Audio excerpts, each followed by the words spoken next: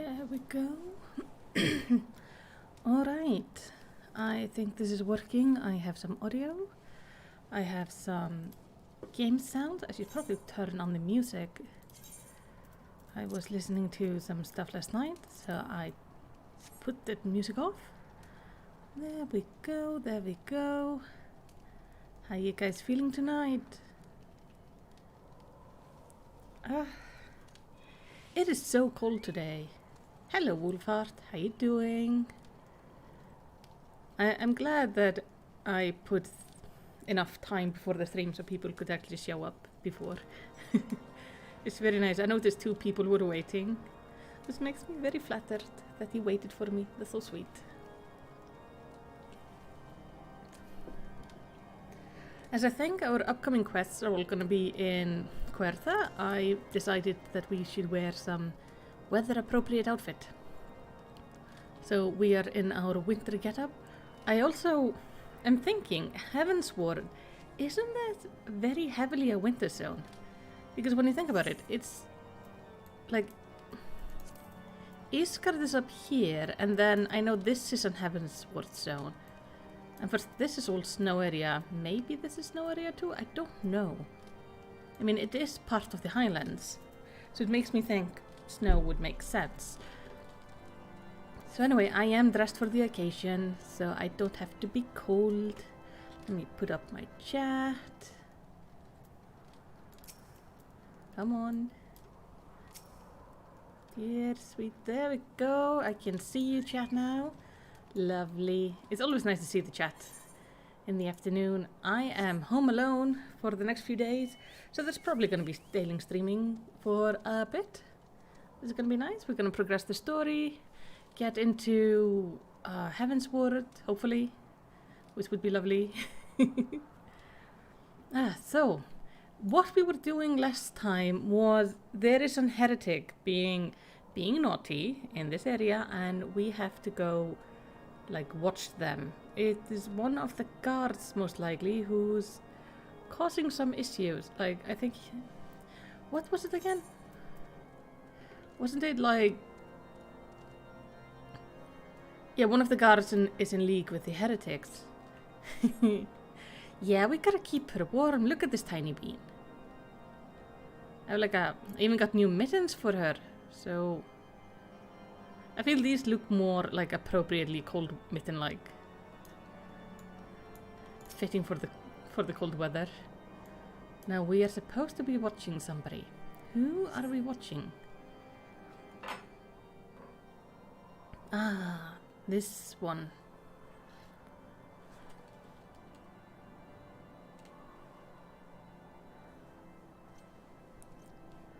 So his shift is now over and we're just supposed to follow him. Don't interact or anything like that, just follow him and see where he goes. To see if he's doing something shady. So he leaves through the southwest gate. Alright. We're gonna follow. Very, very sneaky-like. I mean, aren't Lalafell the best for any sort of sneaking like this? Because we are tiny. Much harder to spot. Ah, there he is. Let's hide here behind the rock and watch him. What are you doing?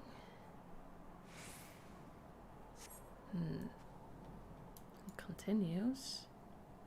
The suspected heretic follows the road east. Right? Then, oh, hello. You will follow the road east too. Oh, I got Katla some new clothes.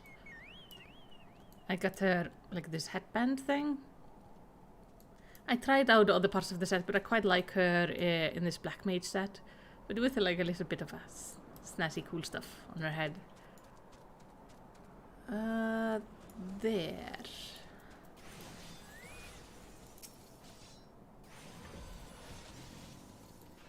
Where is he? There he is. Where are you going, dude? You're being very shady. Very, very shady.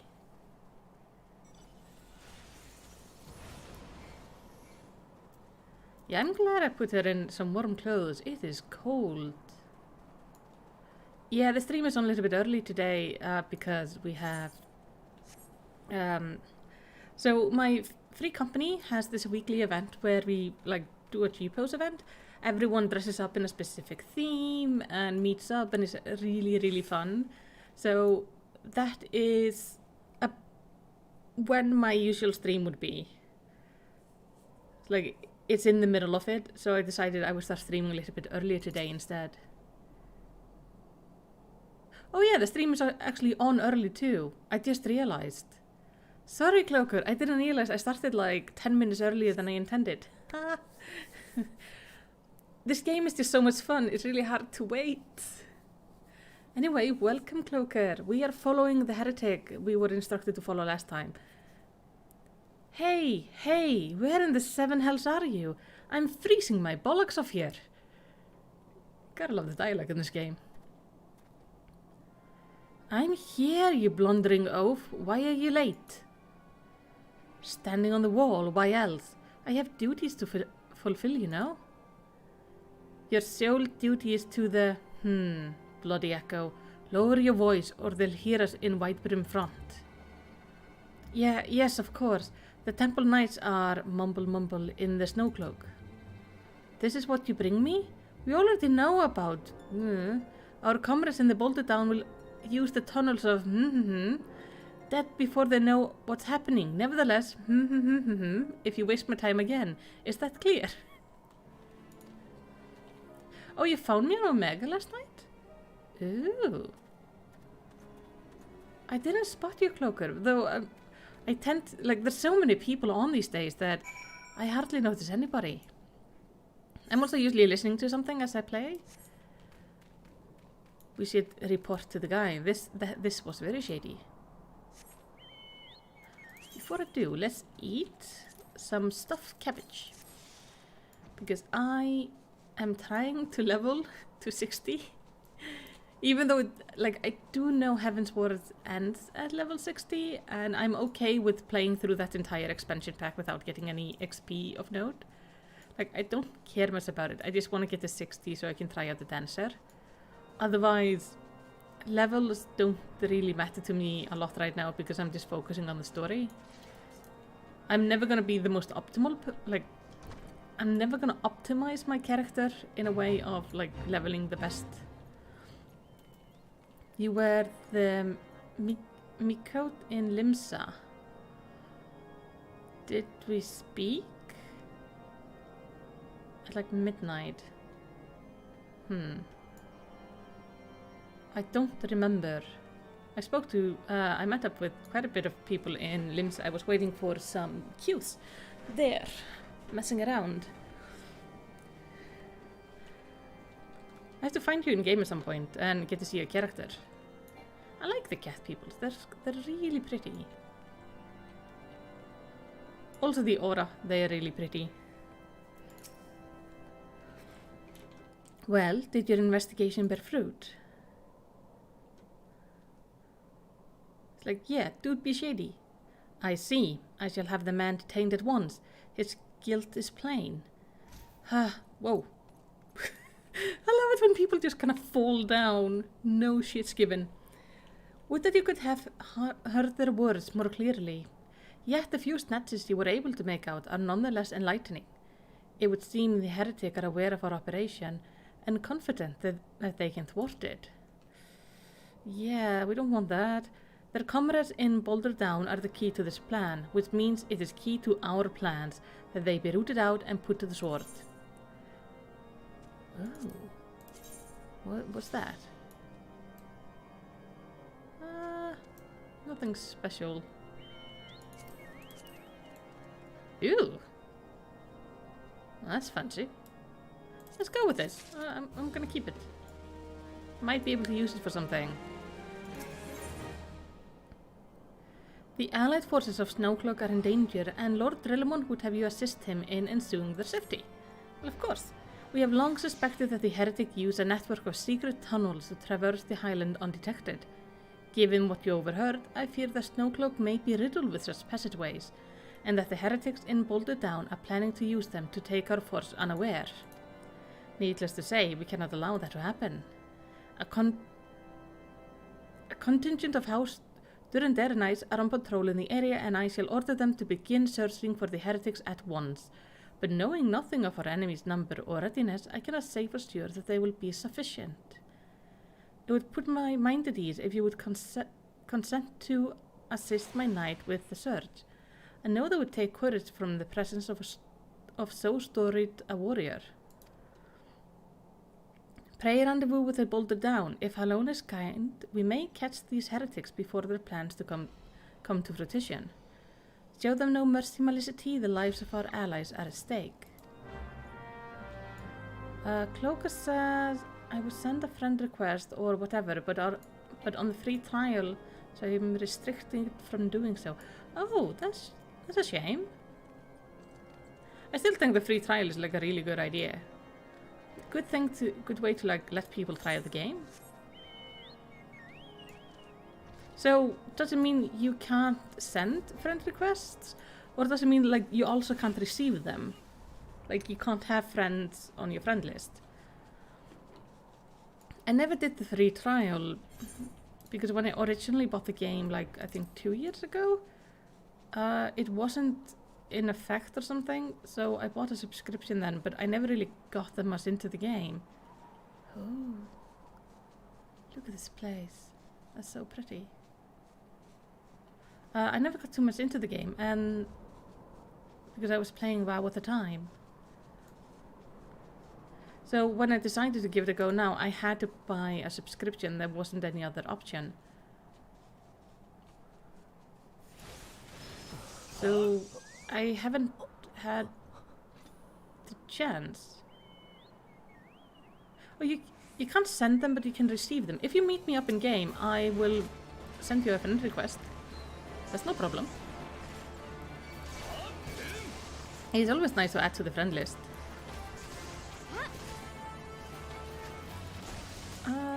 Hello.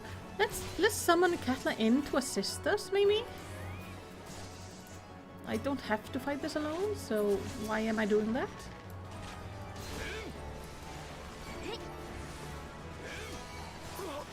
If that doesn't like make sense to me. I've never sent friend requests before, but like it shouldn't be too much of a problem, I think. I'll figure it out.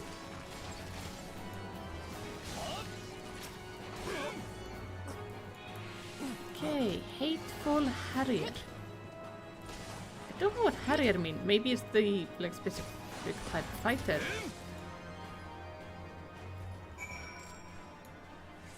Fallen Heretic Effect. What is that?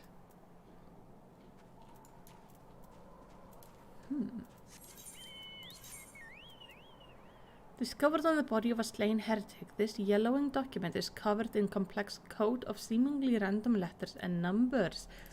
Oh, exciting! So they have like a whole like crypto thing. I think it's called crypto.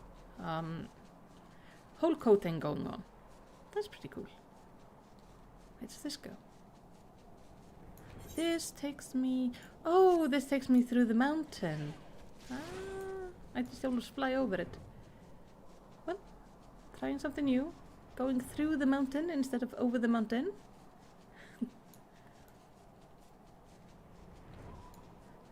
Gosh, it's so like cold and dark. I miss winter. Can't wait for winter to come back. I've been hoping for a normal school year this upcoming year. Right now it's not looking great because we're having cases on the up again. This is not fun. Even those who have already gotten the jab seem to be getting infected, which is not good for me because I've already gotten mine. But we hope. I just want to have like a normal school year. I've been teaching. This will be my 3rd year of teaching, and I haven't had a single normal school year. Like I really want to just have something normal for once. It would be nice. When I sent no word of your coming, Malicity, what has happened? What is that in your hand? Here you go. Like, last year I didn't even get to meet the parents in person. It sucked. By the fury, those were veterans with years of experience. And now they lie dead in the snow. Their bodies must be recovered and... No, we have not the men to spare. Not now. Not while Isart prepares to summon an abomination. The heretics that dispatched were not a sufficient number to contend with the combined strength of the Temple Knights and the Crystal Braves. There must be others, and I'll wager they're on their way to the Snowcloak as we speak. To make matter worse, it seems the trader you followed managed to pass the heretics something of value after all. The parchment you recovered is a timetable of the guardsmen watches at our outpost in Snowcloak. Oh, that's bad. The trader was stationed there long before he aroused our suspicion. Would that we had caught him sooner. With this information, the heretic would know when the watch was weakest. They could use their tunnels with impunity and prepare their ambush. The timetable has not changed, you see. Of course, it will be changed now, but the heretics may already be in position. House Durandare must send reinforcement, even if it means withdrawing knights from the Stone Vigil. I can see no other way of safeguarding the lives of our allies. Shoot. Things be going bad, very bad.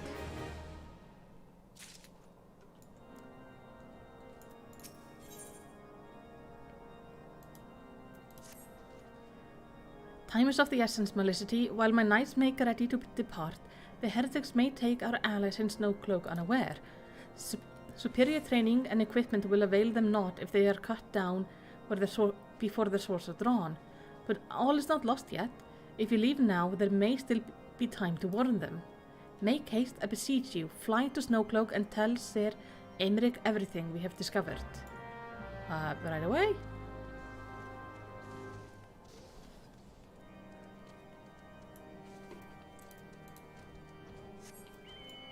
Let's see. Off we go.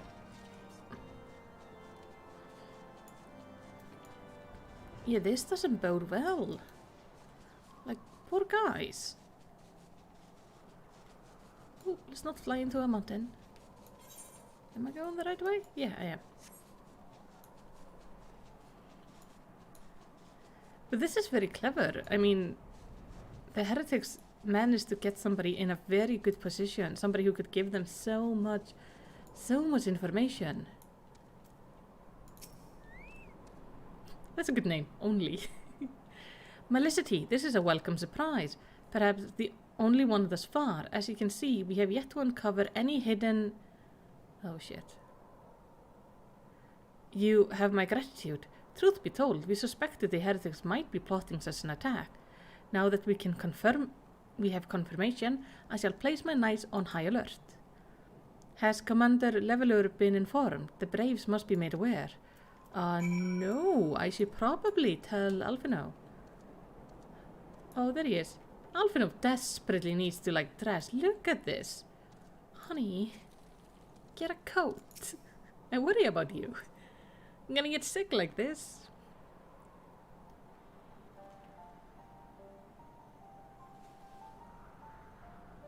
Oh, I like this tune.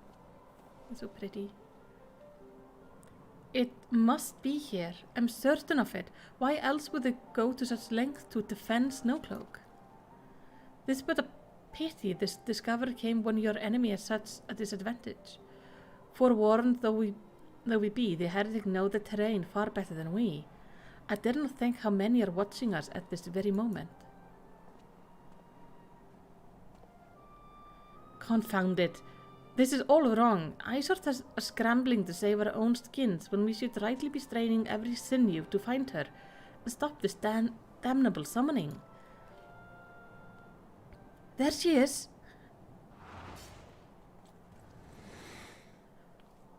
Come here, girl.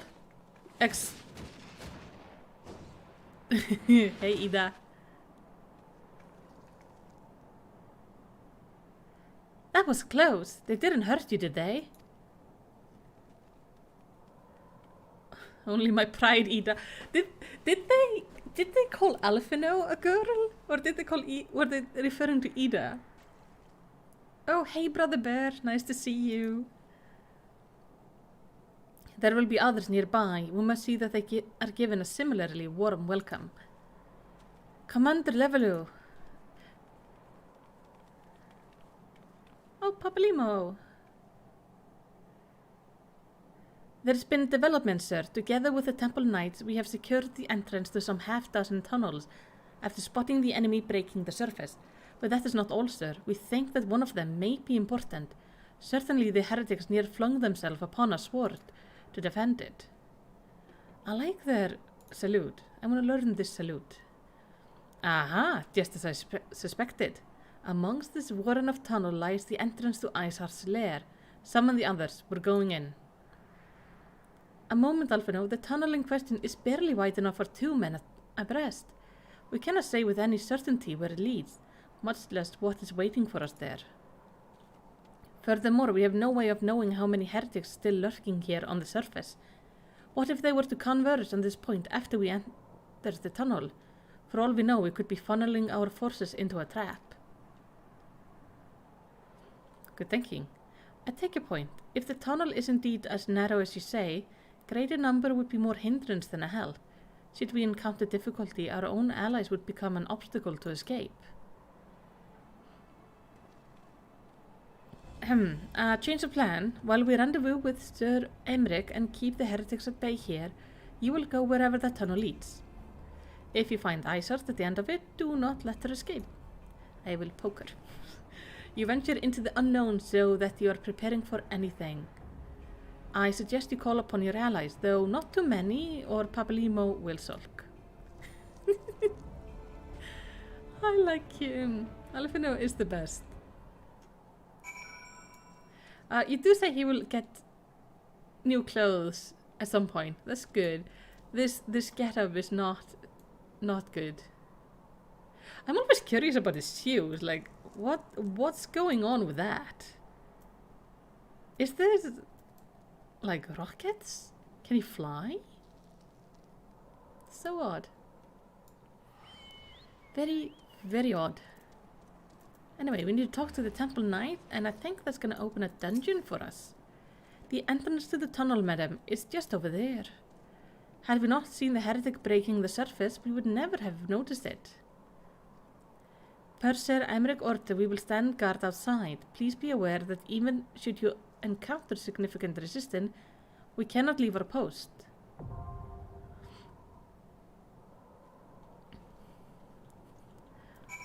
The cloaker says, I'm currently trying to blaze through A Realm Reborn as fast as possible, just to get to unlock all stuff on this character.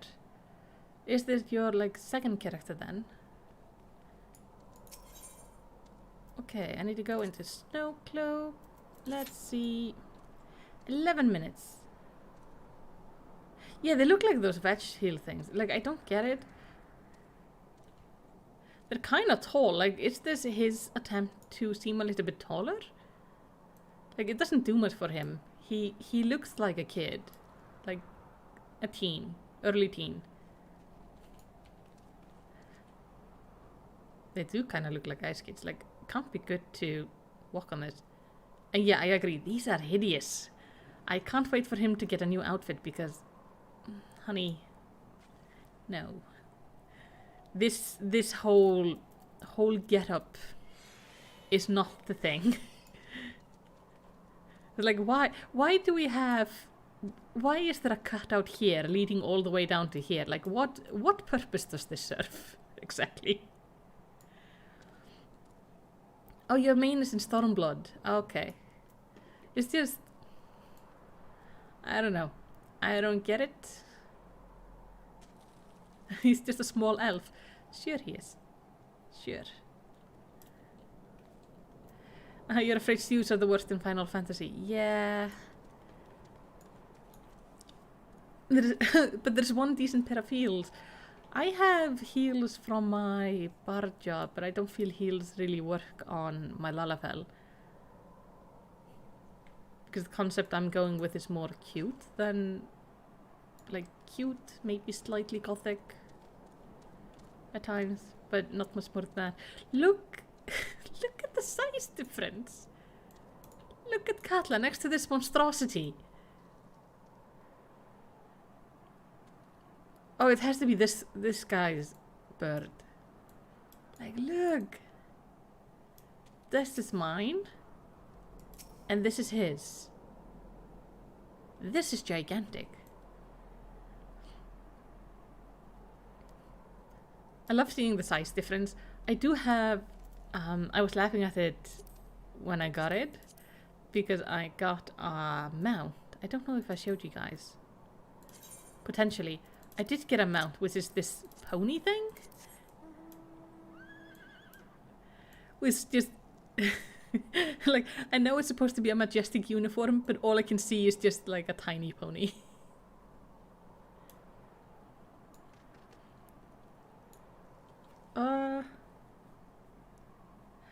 Oh yeah, they do good chunky boots. But sometimes you just need heels. Yeah, on some characters you definitely just need heels. And let me see. Oh, Cloaker has already planned which glamour they want on this character. The military uniforms from a level 60 dungeon. That sounds fancy. Let me see. Hello. God bless whoever designed this uniform. I would have frozen to death by now if it weren't for this great coat. Yeah, Alfino. Alfino. You had stuff designed for these people. Like, you had uniforms made which are warm and nice, and you show up in your cutout clothing. Nah, I should be nice to him. Yes, very glittery. What to do while we wait? We should maybe do some fates or something. There's a fate over there. That's something to do while we wait. Or I don't think we can do the triple triad thing while we're in a queue, can we?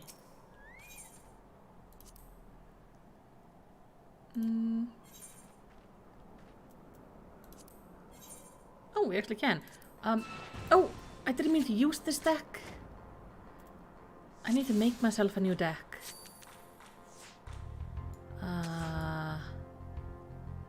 Yeah, I'm fucked. Let's just do whatever, so I can just finish this off quickly, because I'm gonna lose anyway. Oh, maybe the weird boots have heating in them? Oh, that definitely could be it. Yeah. Hold on. Let me go into the... Was it in here? Card decks. I have... this. I haven't really done like triple triad at all. I don't fully know how it works yet. Like, the only thing that slows down my journey through ARR, again, is doing my class quest and wanting to level both warrior and paladin. Aww. That's difficult. Have I put you in? No, okay. Now, these are some, like, stronger.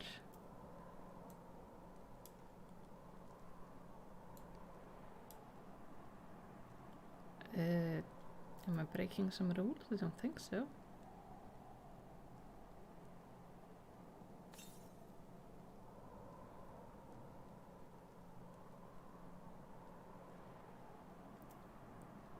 Four more? Yeah, I think.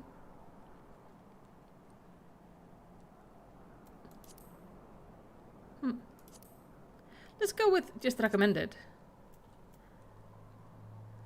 Yeah, the base part of triple triad is really, like, it's really simple.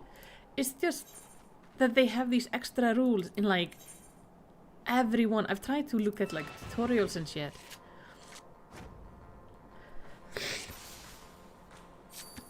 But this is order, meaning, like, it picks.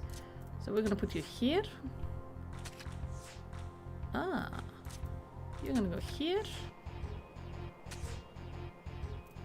I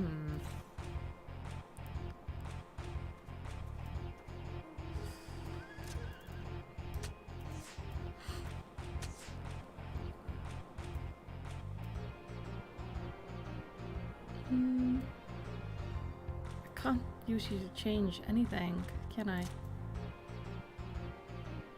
What does the A mean? Well, I'm gonna... I actually won this. I think this is the first time I win anything. Oh! I got a card. Card not on card list. Okay. Let's do it again.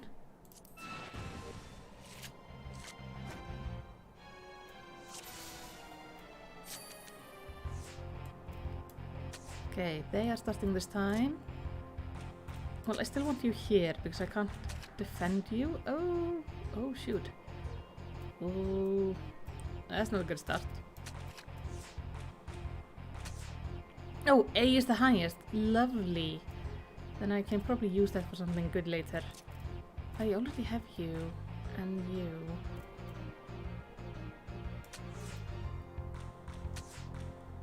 Okay. I'm hoping I can actually put my ace here in the middle. Oh no, he gets the middle. Oh, I forgot because he started first. Yeah, okay. I'm gonna figure this out. Who's doing? I'm doing. Oh! I would like to, like, commence the duty. It's gonna kick me out of this, right? Okay. Like, I like these. There are these card games and little games. I need to get better at this triple triad because there are these card games all over. And I like the music in it. Ooh. Well, that is pretty.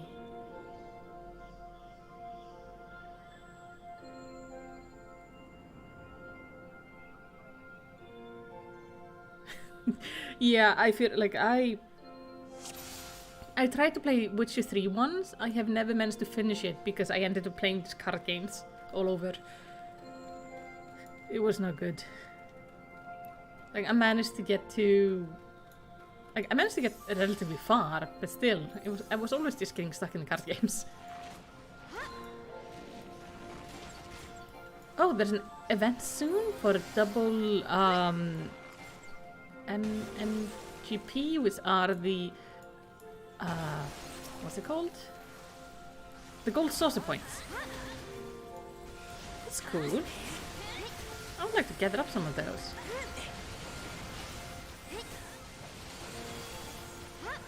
Yeah, I saw somebody in my free company shared like a timeline for the rest of the year up to Endwalkers. And there seems to be a lot of things. I saw there is this Fire something, I think, festival. I forget what's it called. In August, which is like the summer-like festival. And there were some other things. There seemed to be like a lot of things happening. Like outside of the pre-patch and everything. Like events where the developers are communicating with the players and everything. I haven't been watching those because I've been trying to avoid like any chance of spoilers. But when I catch up to the story, I'm gonna start watching like everything the developers put out.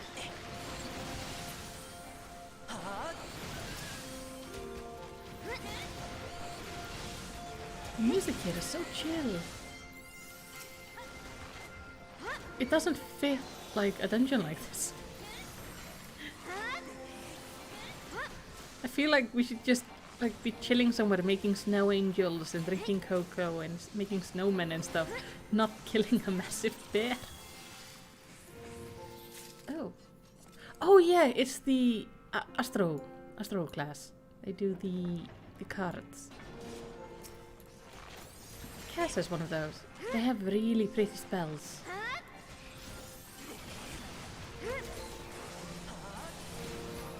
Oh, hello Ark, how you doing? Nice to see you.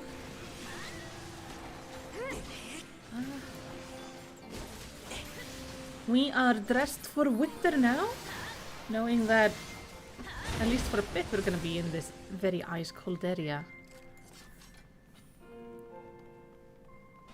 This music is just way too chill for Dutch. Oh? There we go, there comes some actual boss music. as it should be. Also, this boss looks amazing. Oh, Frostbomb. Might wanna do something about that. Let's kill this thing. Oh, I remember songs. I cannot wait for being able to try other classes. I'm really, as you know, I'm really excited to try the dancer. And I mean, if I end up not liking it, I can just always easily go back to the bard, because my bard is almost level 60. It's like, she's 58 at the moment. Oh, snow. A lot of snow. Let's put on the dots. Oh, you see, I'm in the patch 2.4, Dream of Ice. Oh, there's a pretty patch name. Yeah, I'm looking for some woman called Iceheart, I think. She's being a bit of a bother. So I'm going through this like really pretty dungeon, and then we will see.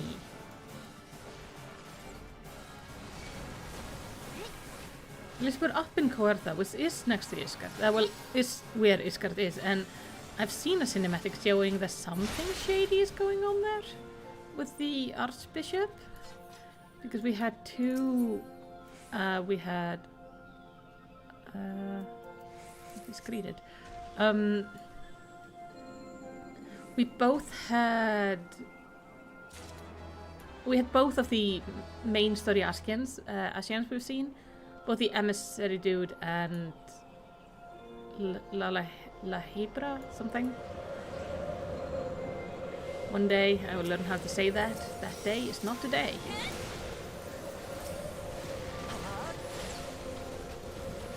One thing I'm very excited for in going to Dancer is I don't think they make as much sound as the Archer. Because she huffs and puffs a lot.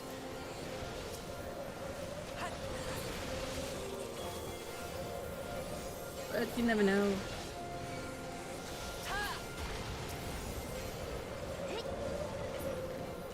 There we go. This is... I'm so glad I'm wearing a coat. These guys all look so cold. But this place is just so pretty. Oh! Did the gigantic snowball just fall down? Oh, Ark, that would be lovely if you'd help me for the next one, yeah.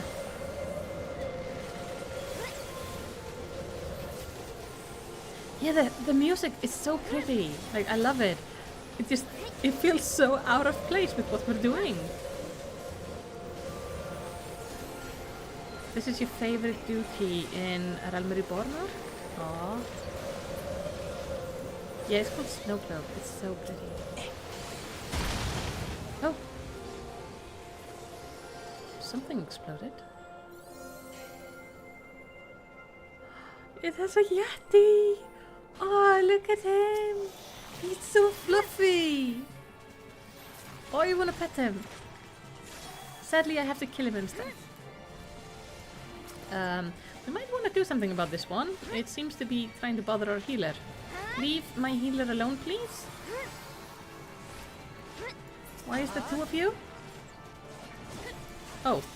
I don't understand the symbol. Is it that I'm not supposed to attack it? Dancer makes cool sound. Ooh, nice. Let's move.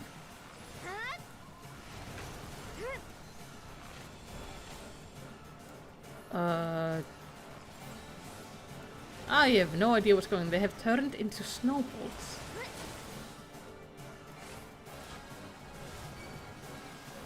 Do I have to worry about that? You need them for snowballs to kill boss. Oh. Okay. I won't then kill him. Kill them. Oh, they...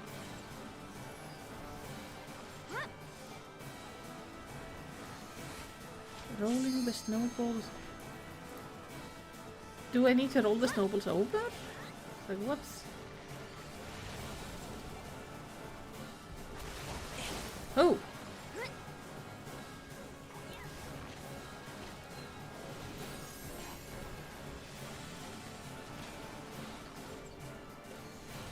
Ah, the snowballs hurt the boss when used on them. Okay.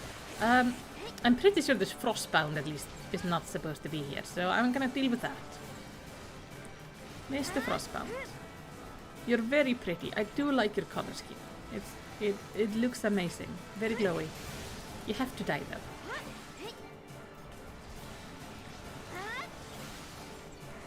Thank you. Almost gone. Let's put on music. I keep on forgetting stupid songs and my dots. I'm always so busy looking at like the environment and everything happening that I forget to look at. Like I forget to make sure the dots are right and my music is right and everything. It's just it's a lot. That's kind of pretty. But I don't need it. And not this either. Neither of this is for me. These are strength items, so I don't do strength. Not now and not in the class I'm going for.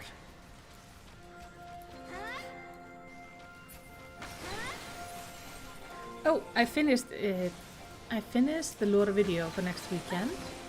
So now I have the full lore on Gridania, the starting area, ready. And edited and everything. So I can start working on Limsa Lominsa. And that is going to be out the weekend after. And then I haven't quite decided what I'm going to take next. If I want to go straight into the next main story part. Or if I want to maybe explain what the eras mean. Because we have these two type of eras. The Umbra and the Astral. Oh, Cloaker. You've forgotten how hard it is to not have a mount. Yeah, that's... Just going back to record for the lore videos made me remember like, oh yeah, I really do like the mount. And being able to fly. It is actually really nice.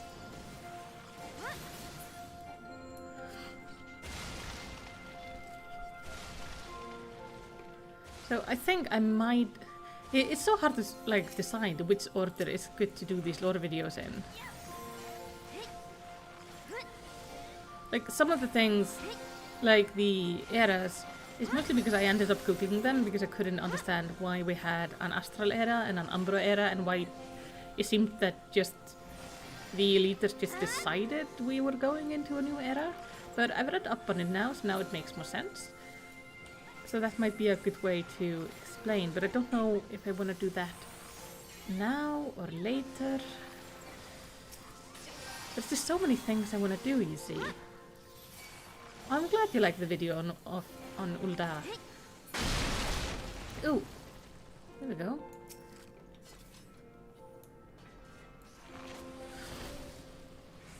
Yeah, the speed boost ability is lovely. The video on Ul'dah was really fun to make. I think the Gridania video might be a little bit better. I managed to slow down a bit in my speaking. I hope I didn't slow down too much. It's really something I'm trying to figure out, but I think there are less audio mess-ups, though there are few. But I think as we go on, the videos will become better and better as I figure out my own style in these lore videos and how I want to do them.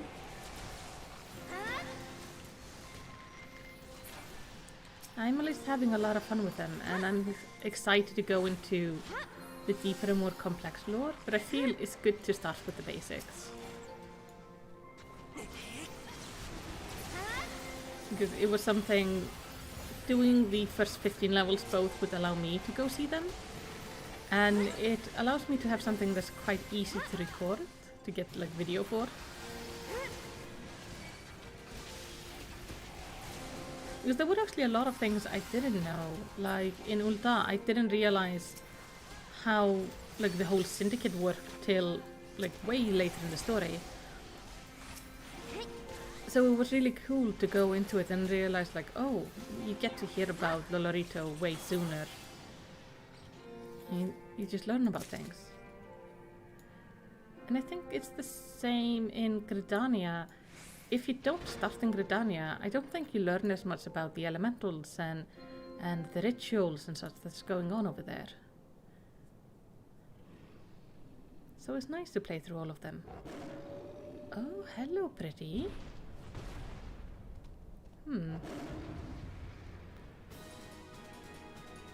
Oh. That sounds good. Okay, that's to you.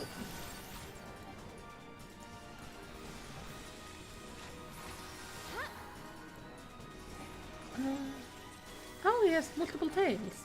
Like, or split up tail. Ow. Snow in my face. I don't like it. Oh, no, no, no, no, no. Nope. Let's not upset the healer.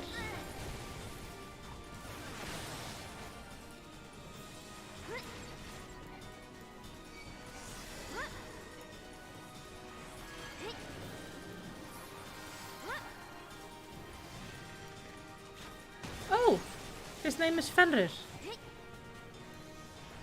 I'm not gonna go back on that rant. For those who don't know, Fenrir is one of Loki's children also. He has a very interesting story. He started like as a really small pup and then he got bigger and bigger and bigger. And Odin... I don't remember how it happened, but basically Odin knew that Fenrir would be the one, like would be part of the end of the world. So Fenrir got locked up, and I think it was Baldur who helped chain up Fenrir. And the only way to get the chain over his head was if he would be allowed to have, like, I think it was Baldur's. Probably not. I don't know. I think it was Baldur's arm in his mouth, at least somebody's arm in his mouth. And when they tightened the chains around Fenrir, he bit down and took the arm off. Random Norse mythology there.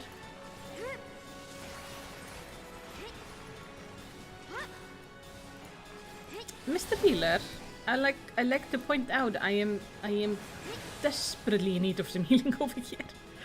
Please. Oh, I'm probably supposed to hide behind shit.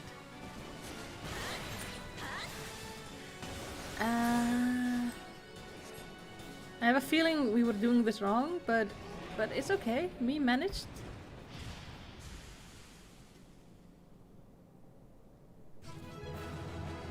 Whoop.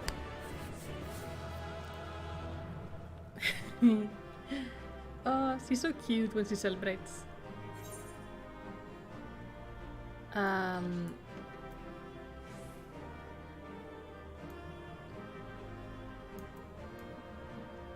Yeah, sure.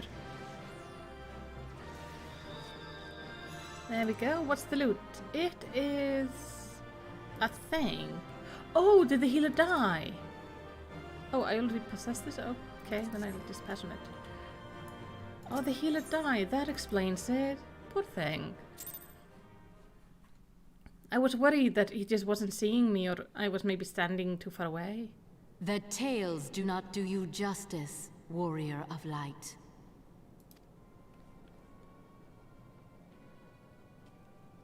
Yes, I know who you are, and you know who I am. I was given the name Izel, but I earned the name Iceheart.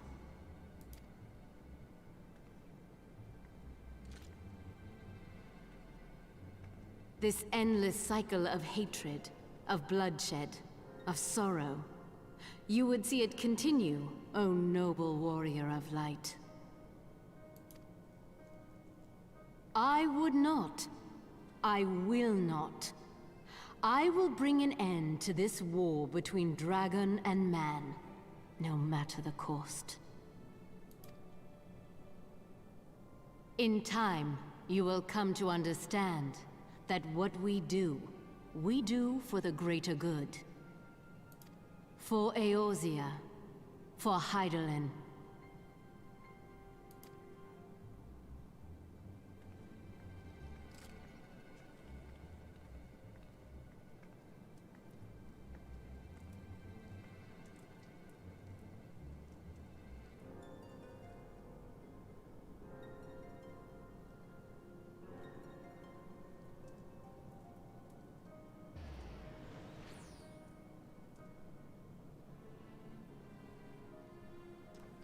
Yeah, but I mean, they're trying to get the big dragon back, though. That's not good. So I don't know. I'm not currently like emphasizing that much with them. Hello.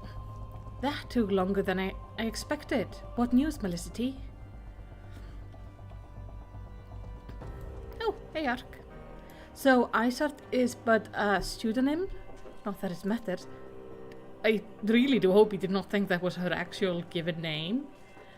That she managed to escape is regrettable, but from your description of that beast, you did well to come so close as you did. In any case, now that you have cleared the path, the Temple Knight can begin to survey the tunnel in earnest. Mayhap they will even find the route past the ice wall. Wouldn't that do wonders for the fight against the heretics? The Crystal Braves would certainly share their credit for it too. 12 be praised, Melicity, we may yet turn the situation to our advantage. Assuming we stop Isart before she summons Shiva, of course. Oh yes, he was summoning Shiva, not the dragon. Needless to say, our fellow Scions have not been idle. Minfilia and Urianger have been busy pursuing the archives of House Fortempt, gathering what information they can on Shiva. Which reminds me, if you were intended to trudge back to Camp Dragonhead to report on the day's event, don't. The Antecedent should be here any minute. I can only assume some people enjoy subjecting themselves to this cold. Well, wear a coat! Please, Alfie. I love you, buddy. Wear a coat. Oh.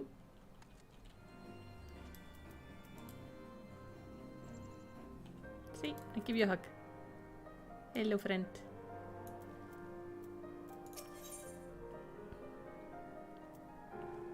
Though not given to small talk, Alphino had to think of no better way to pass the time until Minfilia arrives. So we're gonna have small talk.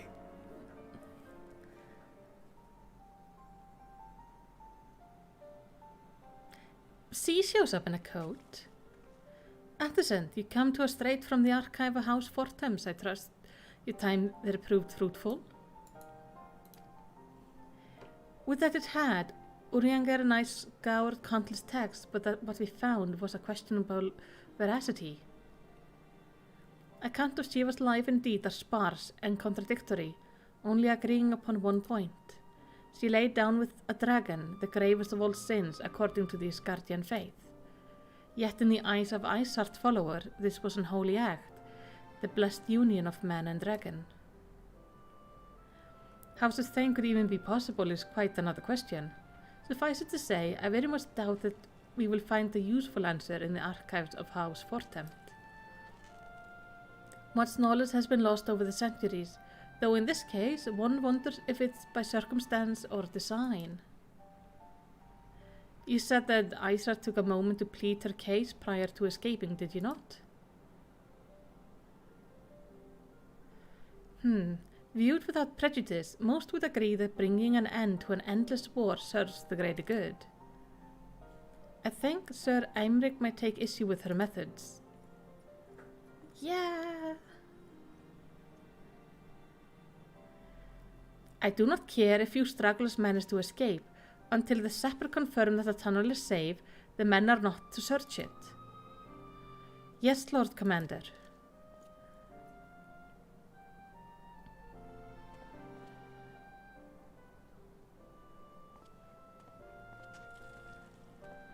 You pursue your foes with less zeal than I expected, Sir Aymeric. Lest you misunderstand, I do not deny that our enemy has given us good reason to be prudent. I merely meant, you being a man of faith, that I had expected a certain single-mindedness. After all, was it not by the will of alone that your ancestor came to this land? Why they took up arms against the Travanians? What would they have done in your position, I wonder? There are those who believe faith is the renunciation of free will, that unquestioning devotion is required of all who would live a life in service to the Fury. Such righteous fervour may well serve knight on the front lines, less so a leader of men. We are all at liberty to interpret the scripture as we will. I choose to believe that Fury would value the life of her followers over the death of her enemies. But I would not presume to speak for the knights of Eld. It was a different time, nay a different era, and scriptures tell us only so much. With that, it told us more.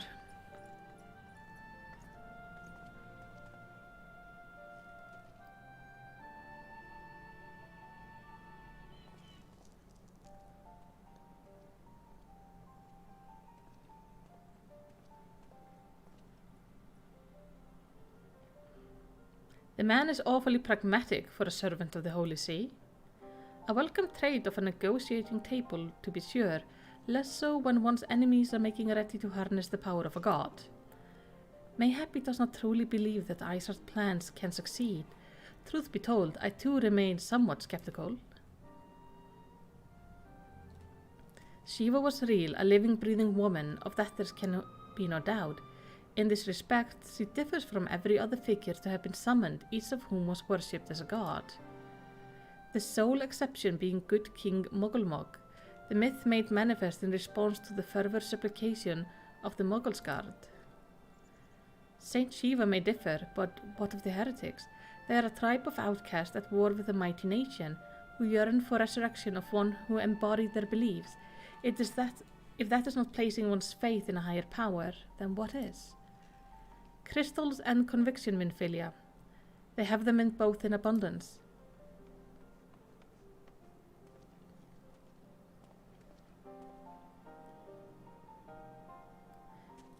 Can that truly be all that is required?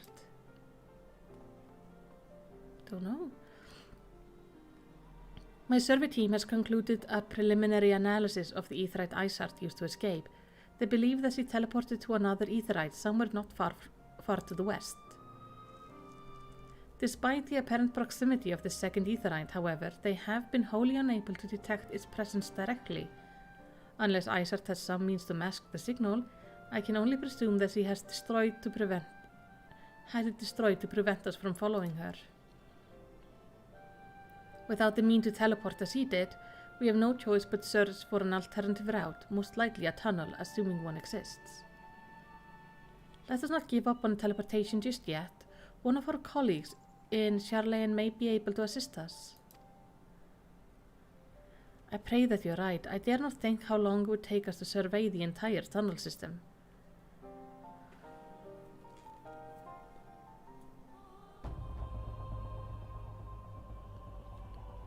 While Minfilia looks into our Aetheryte problem, I would like to request your assistance with another matter.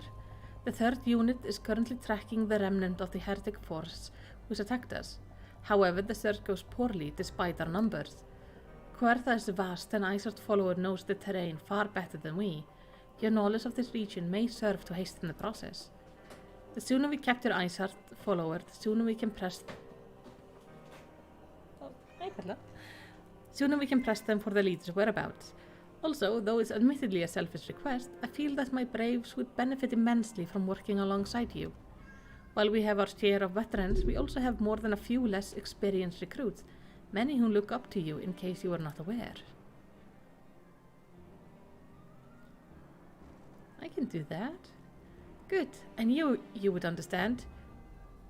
Yes, can appraise you of the details. When the task is complete, come and find me at the observatory. Captain Ilbert and I are meeting there to discuss the latest development in this investigation. The Temple Knight shall hold Snowcloak in our absence. Let us leave them to their work, ours is more pressing.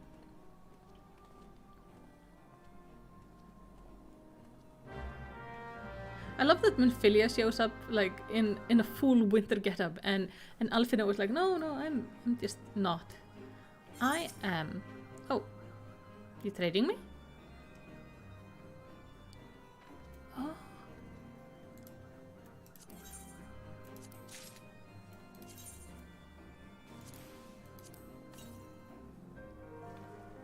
Littlefoot. What is Littlefoot? Where is he? Where did he go? Oh my gosh! Oh! That's so tiny! So small, so cute. By the way, I want to send you a friend request. Because you've been doing quite a bit of dungeons with me, so I feel a friend request would make sense. It also makes it easier for me to spot you. Because your name will be Orange.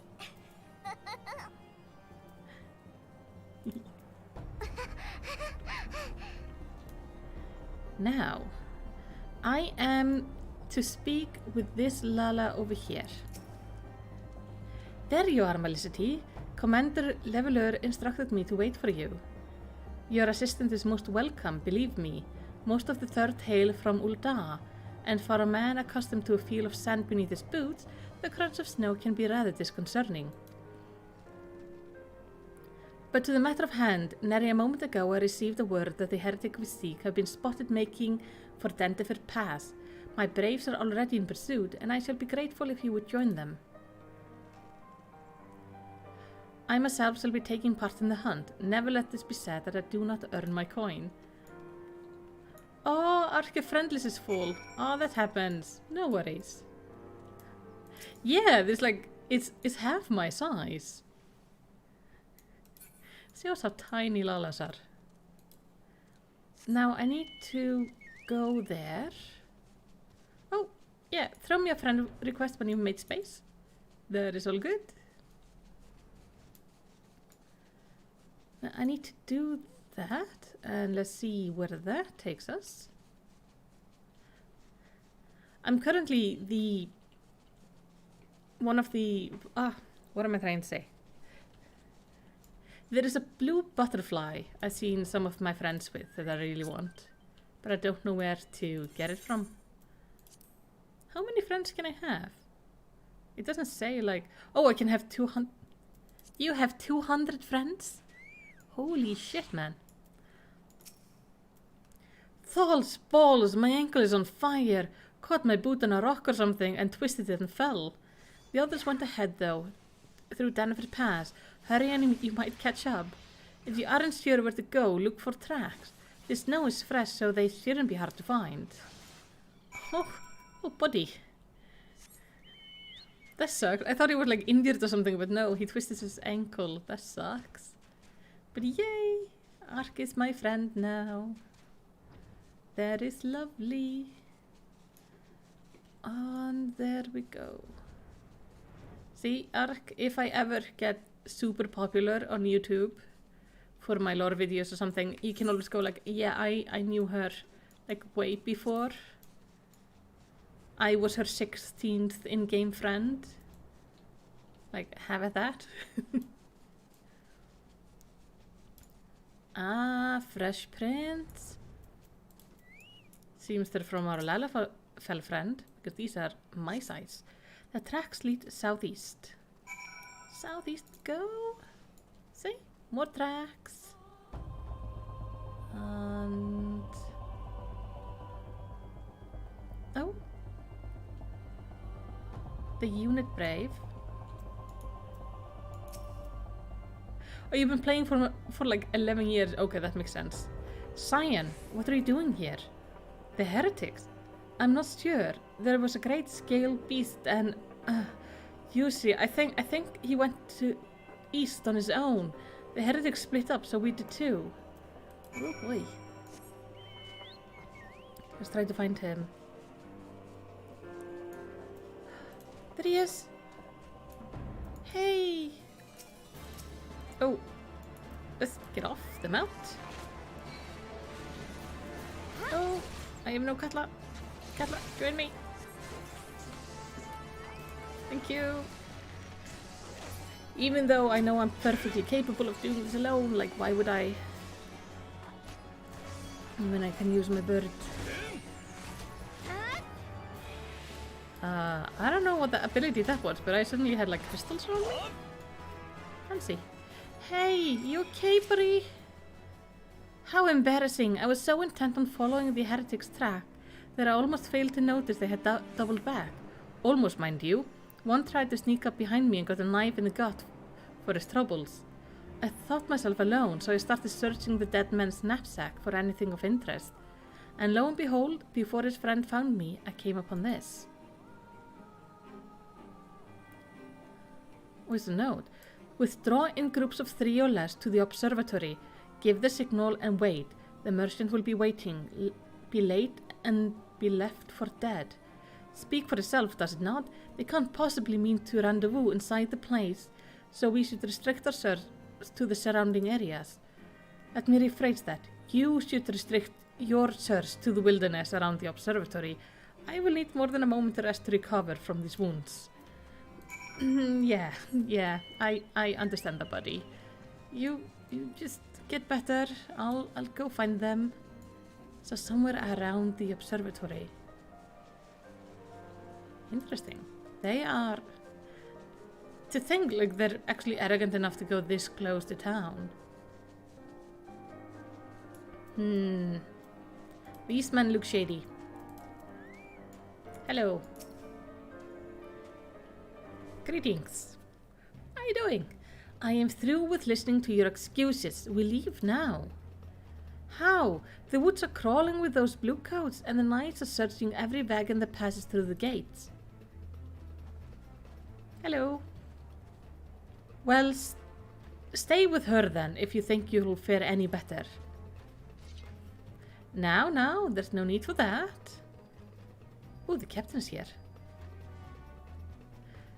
There are places like this in my homeland, sacred snow-capped peaks where blood must not be shed. Yet your land ever thirsts for the blood of the fallen, and by your deeds it has drunk deep. No, I have done no wrong. None, but you meet in a secret with a heretic. Deny it all you will, we shall have the truth from you yet. Inquisitors are not the only ones skilled in the art of interrogation. Damn it all.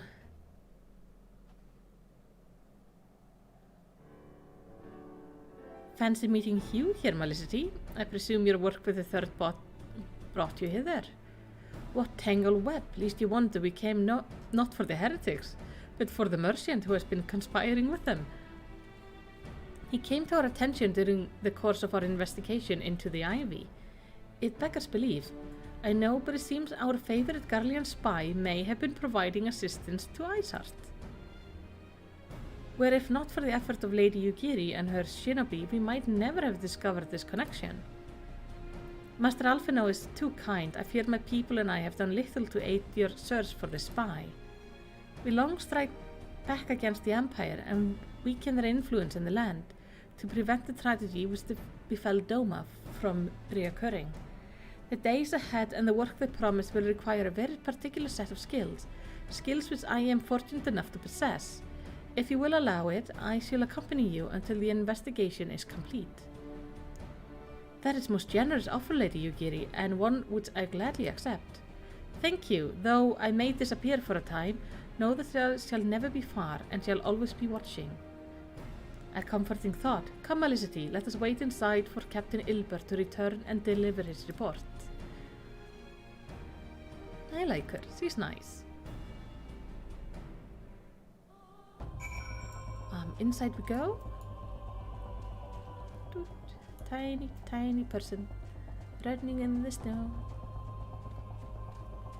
It's actually in this place where you learn how to, like, throw a snowball. We are going up there, I think.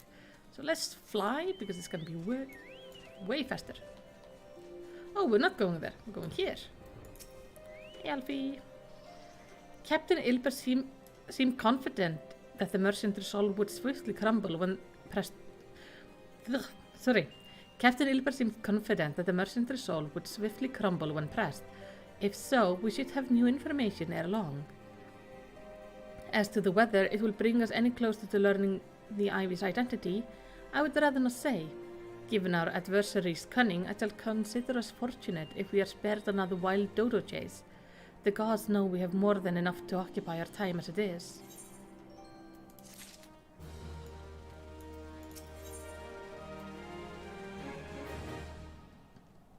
Oh, we have the leaders. Oh, I just want to look. Ooh, this is fancy. Not really a style for my Lalafell, but fancy. Oh, this is adorable. That's so cute. And that's not my style. So this is the one I'm gonna take, because that is cute.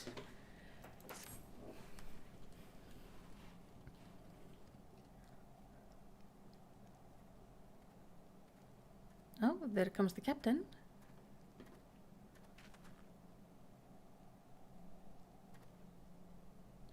Captain Hilbert, your report if you will. Aye, Commander. Firstly, with regard to the heretic we captured, I regret to say that the man could tell us naught that we did not already know of Shiva. We have since handed him over to the Asgardian authorities. Henceforth, the Holy See will pursue the matter independently. Well, of course. Our inquiries concerning the Ivy, however, have proven more fruitful. We have ascertained the channel by which the heretic acquires their information on the shipment routes. Go on. You will recall the flame we first identified as being in Ivy's employ. From him we are able to trace a trail of conspirator, each taking us closer to his master. Alas, the trail came to an abrupt end. Fearing that the investigation had been compromised, we took the necessary steps of detaining all suspects of conspiracy. There were 5 on our list, including a flame stationed at Reverend Toll. The man's primary duty was to keep an inventory for donations from abroad, the particulars of which he would share with the benefactors, thereby ensuring the needs did not go unfulfilled. By virtue of this role, he was privy to the details of all shipments bound for the settlement. Needless to say, that includes those originating from House Fortempt.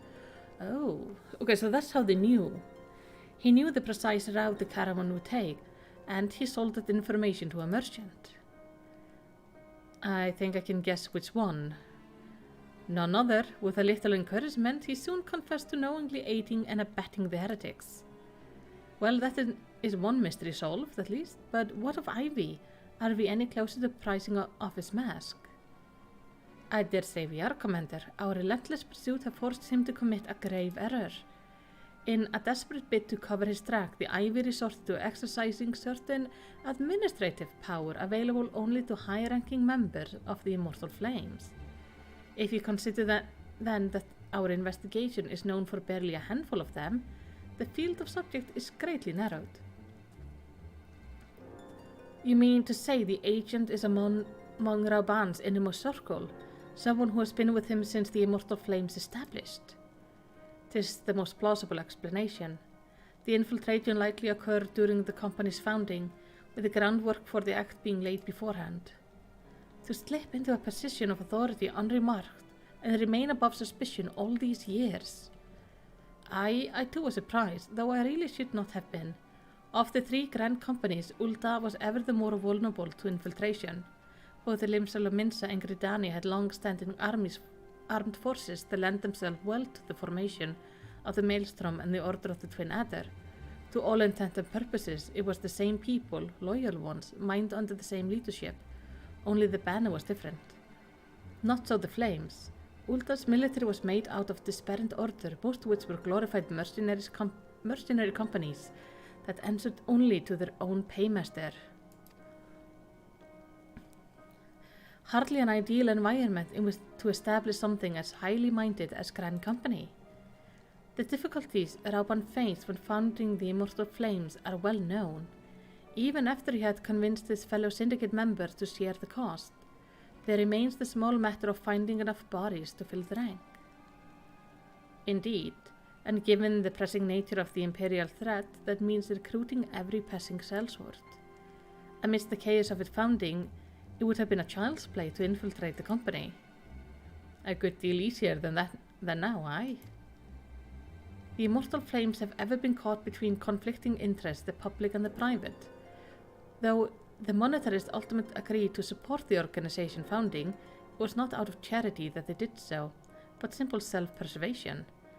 Had Neil Van Darner's ambition been any less apocalyptic, you may be sure that they would never have risked supplying Rauban with an army. It is but a wonder they did not attempt to extinguish the flames the moment the danger had passed. Returning to the present. Even as we speak, our Doman allies are shadowing several high-ranking flames. Any one of them could be the Ivy. Desiring to deal a blow against the Empire, the refugees were eager to lend us aid. I expect to hear from them ere long. Very good. Pray continue your investigation with the first. Meanwhile, have the second attend to the unrest. The third can join the fourth in inspecting crystal shipments. If they notice anything unusual or want to know about it, if Shiva is summoned in like manner to the other primals, the heretic will be looking for further supplies. Understood, Commander. I shall send word to Sir Imric informing him of our success in identifying the heretics aboard. Hopefully the information will be of some use to the Asgardians. It is time, Commander. Yes, I'm aware. An emergency council of the Alliance leadership has been called. There have been development in Garlemald, it would seem. As Commander of the Crystal Braves, my presence has been requested. I would have you accompany me, Malicity. As the realm's stoutest champion, is only meet that you be present for the discussion. Oh, and the antecedent has already given her consent, least you worry. I don't really worry. She doesn't control me. It's like, if she says no, I could go anyway. Like, what's he gonna do? It's like she has no power. I mean, yes, he does, but no. I don't know. Like me, you're doubtless eager to conclude their business with Isart, but until another path to her sanctum is found, she will remain beyond their reach. Minfilia and the Archon are sparing no effort to secure an alternative route. Until such time as they succeed, I suggest we give some thought to the realm's other problems. I shall go and head to Gridania in readiness for the coming council. Meet me at Nopiga Altar and we shall make our way to Lotus Stand together. We have to go to Gridania. Okay. To Gridania we go. Okay, I see Ark says... So you're a legacy player. Says that he is a legacy player. But his original Lala is on Shiva. You can only have the tattoo and the Coco on one character. Yeah, I've heard that those who are like... Who were there when the previous game like shut down got a specific appearance thing.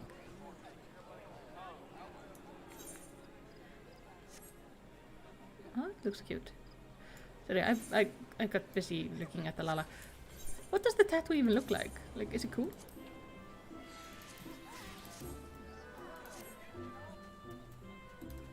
Yeah, at least we can now wear something more light and nice.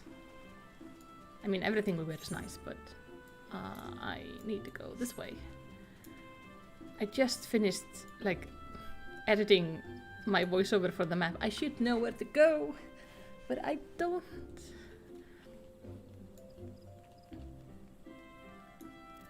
Hello, Alphino. My thanks for coming, Malicity. When you are ready, speak with the conjurer yonder. She will show us to the Lotus Stand. Hi, Albert. Unlike Rauban, politics is not my cup of tea.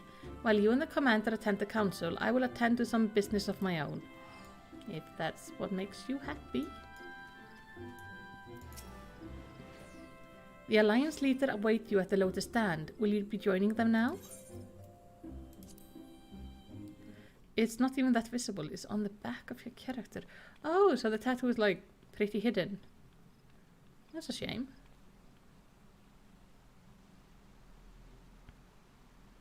Change has come to the Garlean Empire, and we must discuss the implications.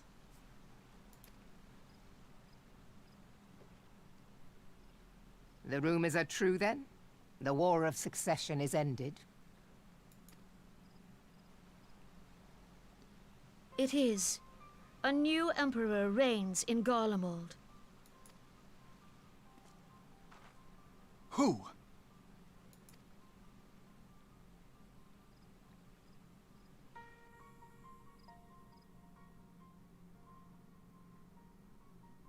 The birth and all too rapid expansion of the Garlean Empire is commonly attributed to the strategic brilliance of Solus Zosgalvis, yet he did not rule alone. Several members of the royal household also distinguished themselves during his reign. Nevertheless, it was the eldest son who stood to inherit the throne. until his most untimely passing. I thought us fortunate when I learned that the Emperor had died without naming a successor.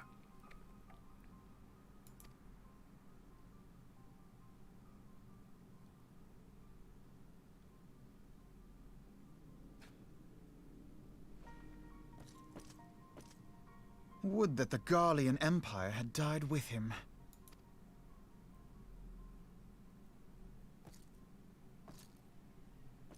That guy has some extreme shoulder action going on.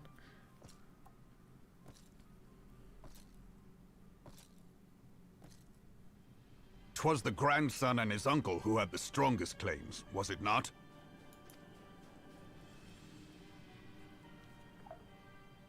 I'm guessing this is the new emperor.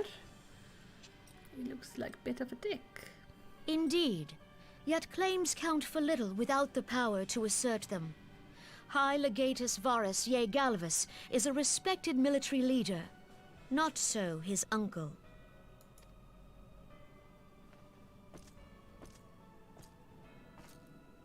So young Varus has torn the crown from his uncle's grasp and taken his place at the head of the Empire.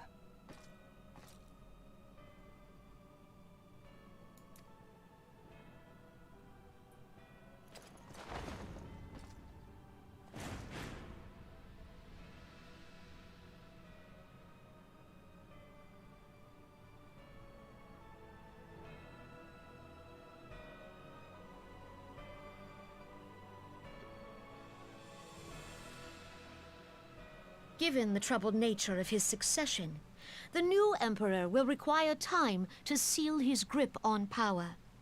Yet have no doubt but that he shall, for there are none left with strength enough to oppose him.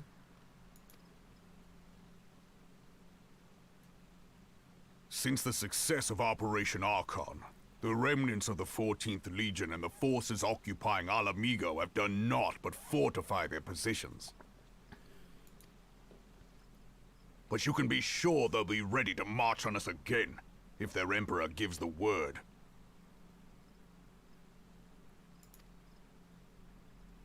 When, not if. They say this Varus was so set upon Eorzean annexation that he spoke out against the Meteor Project. Plainly, the new emperor's intentions are of great concern to us all.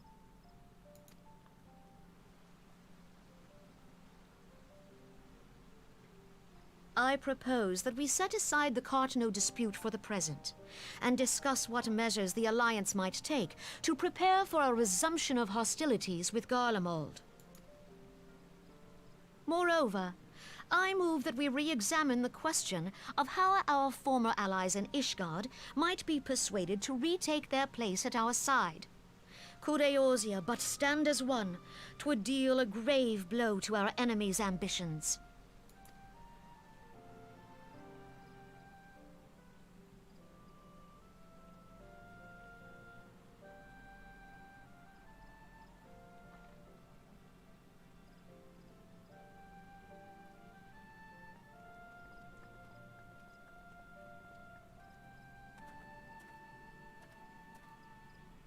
Well, I suppose we should be grateful that they have finally acknowledged the inevitability of Imperial attack. Who knows? They may even do something about it. If only the leaders of Ishgard would follow their example and stop hiding behind their gates, praying for the coming storm to pass them by. But that is a discussion for another time. At present, I am more concerned by the fact that the Alliance's mooted preparations will be made known to the Garleans many moons before their coming. So long as the Ivy eludes our grasp, no secret is safe.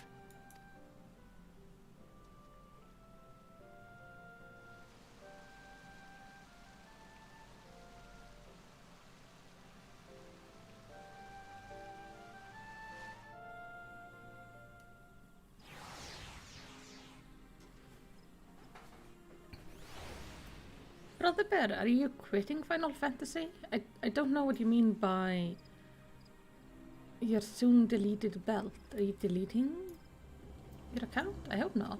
I would miss you on the streams.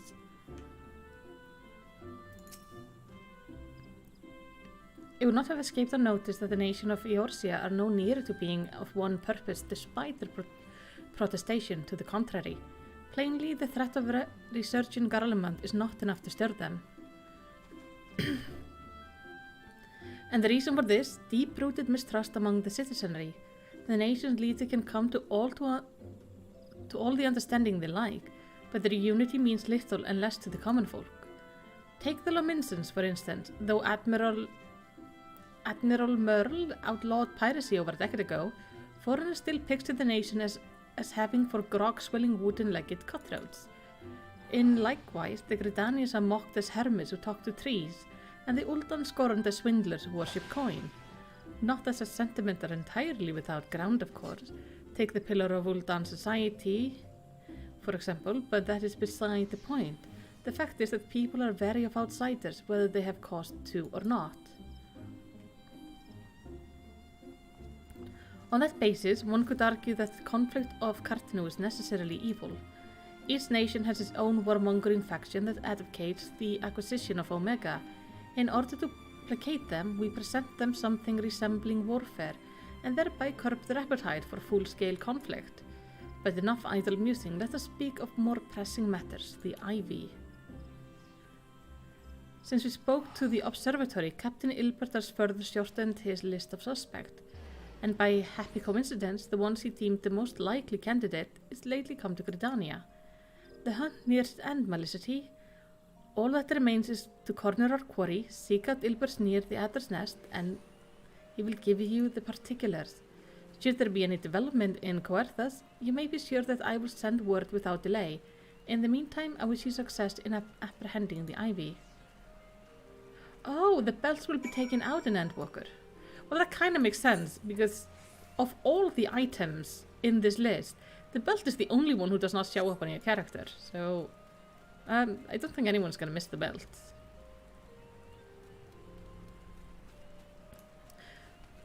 Okay, I'm glad it's just the belts are being removed. I got a little bit worried there, Brother Bear. Would have been sad to see you go. But I am glad you're staying for the long run. I, for one, am not going anywhere. Alright, Ilbert, what do I do?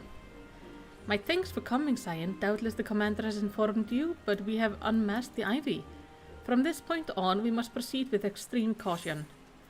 Yes, I was gonna... None of this I can use, but I was gonna take the middle one because it was cute. So I can put it in my glamour box. Ah, there we go.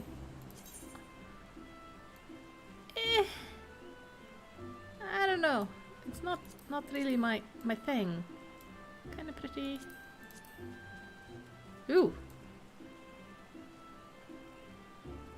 Oh, I'm taking this. I know I can't use it, but I'm taking this. This looks ridiculous and I need it. Oh yeah, some of the belt icons would look like they would have made amazing lambs. Listen well, the spy we have been seeking all this time is none other than Flame Marshal Elaine Roel, Rauban's second in command. Well, that is bad.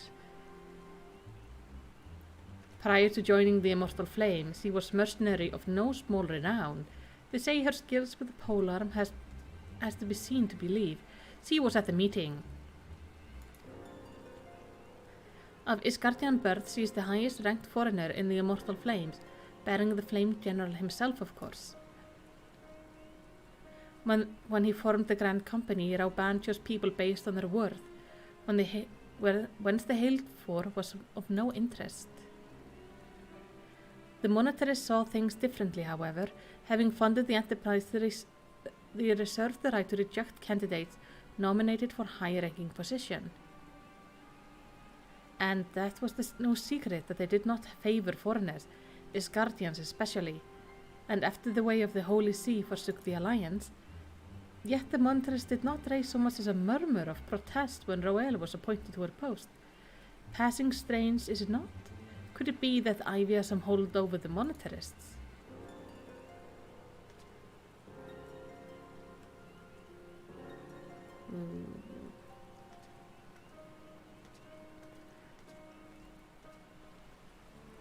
But these revolutions are secondary to our current missions. Of foremost interest to us is Roel's presence here now. As you may be aware, it is the duty of the Flame Marshal to command the immortal flames in the absence of the Flame General. While Raban attended the council of the Alliance leaders, she should have remained in the Hall of Flames. Oh, so she is not the one that was at the meeting. The woman has no business being in Gridania. Yet here she is nonetheless, or on some pretense. She is up to something, mark my word. Even as we speak, I have a dozen men trawling the Flames record for evidence of Roel's guilt, but if we can catch her red-handed, we shall have all the proof we need. Which brings me to the plan. I have people watching the city gate, the airship landing and the docks, every point of egress. She cannot leave without her knowledge. All that remains is to shadow her until she betrays her true purpose. Can I rely upon your eyes, Scion? Yes, I am tiny and don't stand out. So, definitely. You have my thanks. Let us go then and take care not to alert our quarry.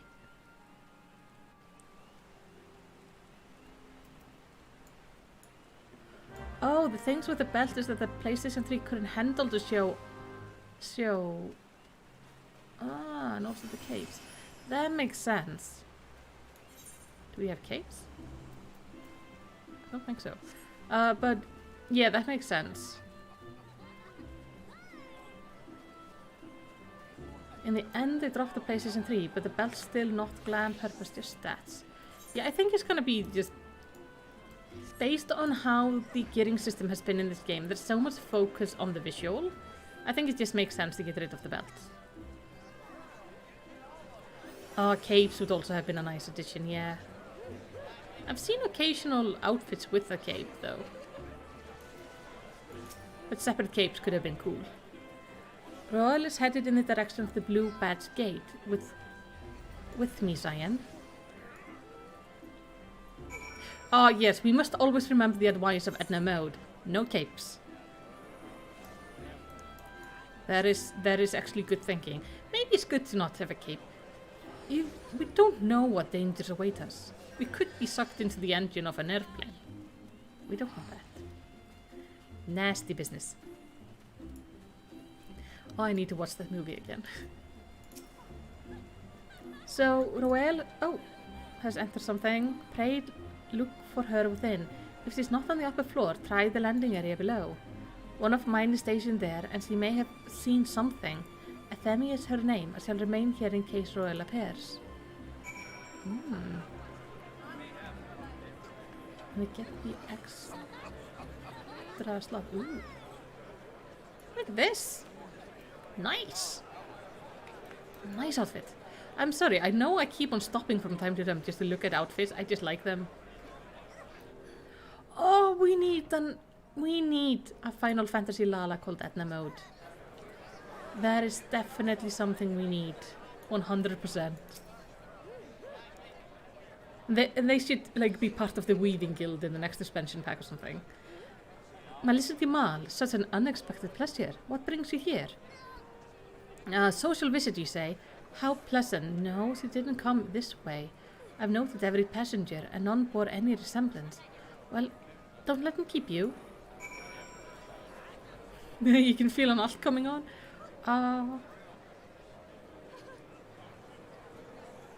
You know, in Japan they have a monthly glamour magazine. Oh, that's so cool. Glamour is the best. So I have a weekly glamour competition. I can actually show you. Our theme this week is a masquerade. So I'm just gonna show you what I'm gonna be dressed in. Ooh. I have a lot of glamours. Hold on, it was not this one. This one. This is what I'm gonna be wearing later today during our glamour event. So the theme is masquerade, and I decided to go with this really, really pretty red ensemble. I do also have a green one, but I found this mask with this red little thing hanging from it. So I thought this would look really nice. And I think I'm even wearing my heels. I think so. think it looks good. I'm very excited. We didn't manage to have our event last week. So I'm excited for it to be this week. But generally it is weekly and we've had a lot of fun with it. Since I joined, we've had pirates. We're doing the masquerade. You're gonna... Oh, I will gonna look the link if you allow me to put it in the chat. Sure, you can put the link to the thing in the chat, Ark. I don't know if I have any setting that bans it, as I just monitor the chat myself, so you're fine to put the link. I don't think it should time you out. I hope not. Nowhere to be seen, you say? And you are sure she did not board the airship? She did not come back out either. Where in the seven hells could she have gone? The roost? How could I forget?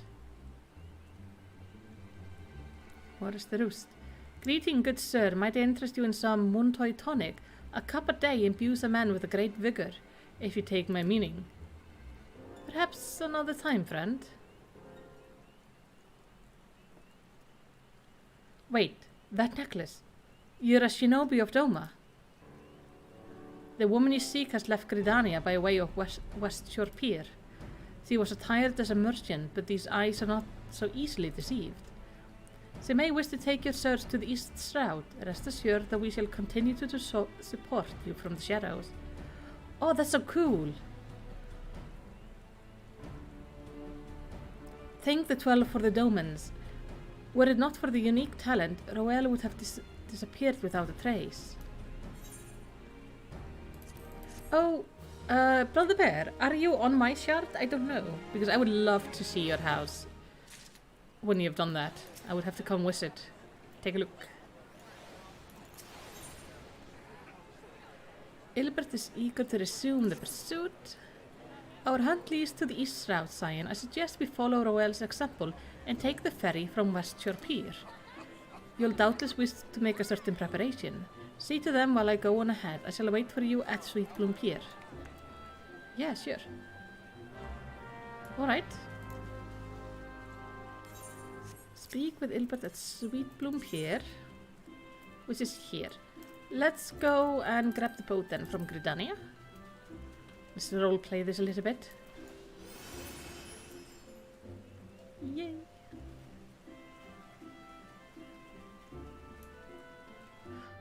Oh, you will post a pic or do a video on your channel?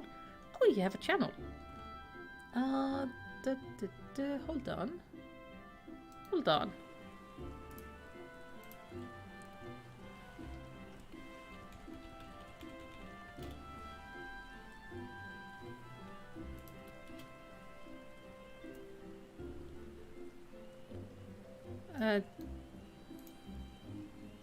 Trying to find you.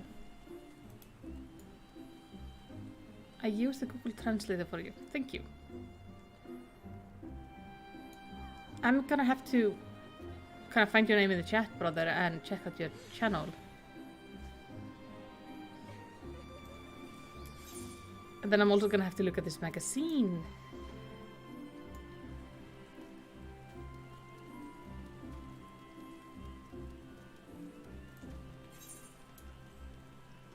You do embroidery things? Oh, nice. I love crafts. They can be so pretty and soothing. I'm definitely gonna have to look at that. Oh wait, I keep on forgetting I have to talk to the ferry person. I just run past them in an attempt to steal the boat. Hello, can you take me to Sweet Bloom Pier, please? Thank you. Oh, while you guys... Yeah, I would like to see the magazine. Give me a moment, I'm gonna run to the bathroom. And I will be right back with you and we will...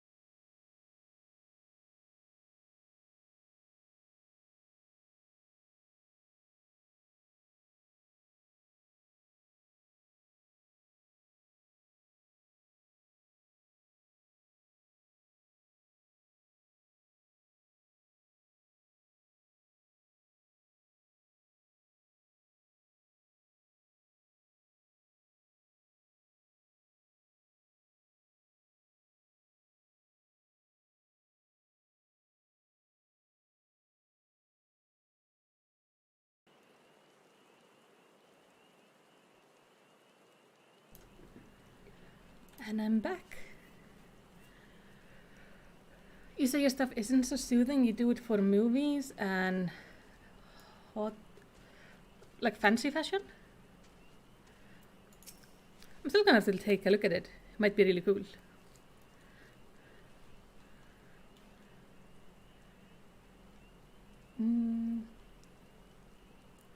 Are you having issues with linking the magazine arc? I don't know if the chat is like... I haven't personally put anything to say it's not allowed to do it. If it doesn't allow it, put it in the comment below the video. It might be captured by the spam bot, but then I'll just approve the comment. Ooh, the magazine also has house samples. Oh, that's so nice. This way, my friend. Oh, Yukiri. Your quarry makes for half-thorn hot.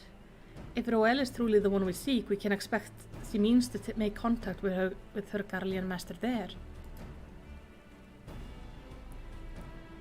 An explanation is in order. You are no doubt aware that the Garleans have their own method of communicating over great distance. Well, our ingenious friend at Garlean Ironwork have provided us with a device which disrupts this communication, and we have installed them around the city-state. In so doing, we have made it difficult for Imperial agents to correspond with their masters. Oh yeah, I have to do a Discord.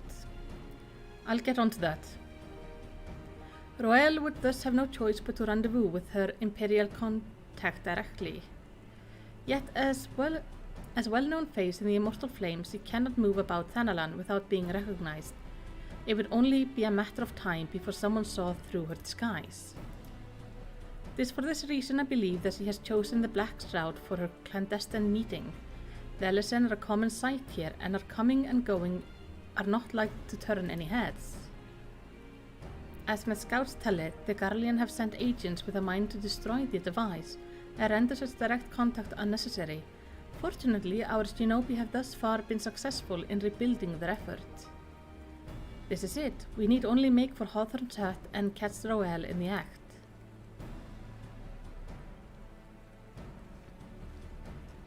You know what, guys? I'll make a Discord this evening and I'll put it out on my Twitter.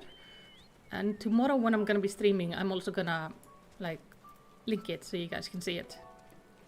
I think that would be fun. I've been needing a place to throw up some quizzes and stuff from time to time.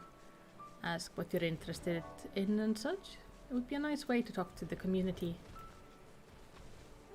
So I will get on to that later today. But first, I got about an hour and a half left of streaming, so we're gonna do it after the streaming. Hey, Yukiri! What do you say, Ilbert? If Roel was here, she is no more. We have no choice but to continue the pursuit. Oh, this woman is like a wizard. My people report that our quarry has departed for the Bramble Patch. The ivy returns to the gnarl whence she came, but perhaps it is all for the better. To convict someone of her standing, we will require a damning evidence against her. What could be better than to catch her in the act when she meets with the Garlean master? My countrymen and I shall lie in wait in the shadows. Treat verily, my friend. Tread verily. Let's see. Oh, this is...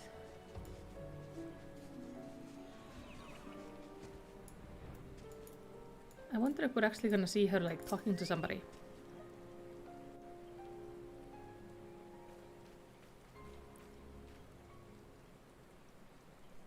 Just beyond, Roel is in conversation with an individual clad in the manner of an adventurer. An Imperial intermediary, no doubt. This is it, with me. We're actually making progress in this.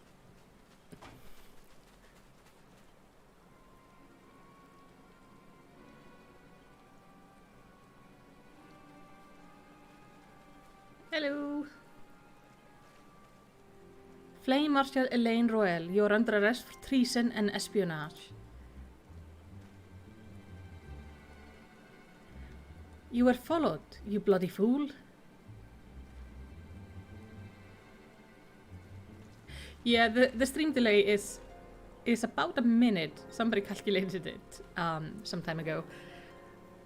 It's just sadly a side effect of streaming. Oh, it doesn't allow you? Keep it, and tomorrow I'm gonna have the Discord up and you can post it there. I'm sorry that it's like acting like this. I don't know. It's some sort of a defensive feature YouTube has. Damnation. Not to you, to the chat, the thing you were saying. Are these domans? Ooh. Oh, domans brought the ninjas, didn't they?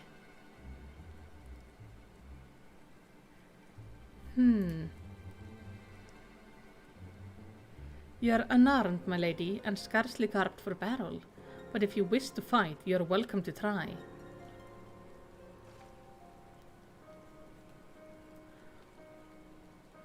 What is the meaning of this, Captain?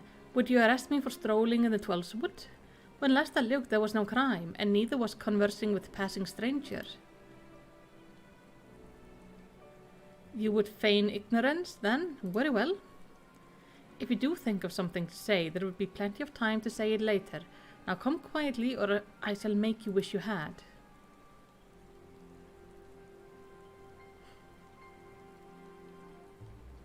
She's plotting. I will offer you no struggle. After all, I have naught to hide. Wait, what happened to the other guy? Did we not capture him for interrogation too?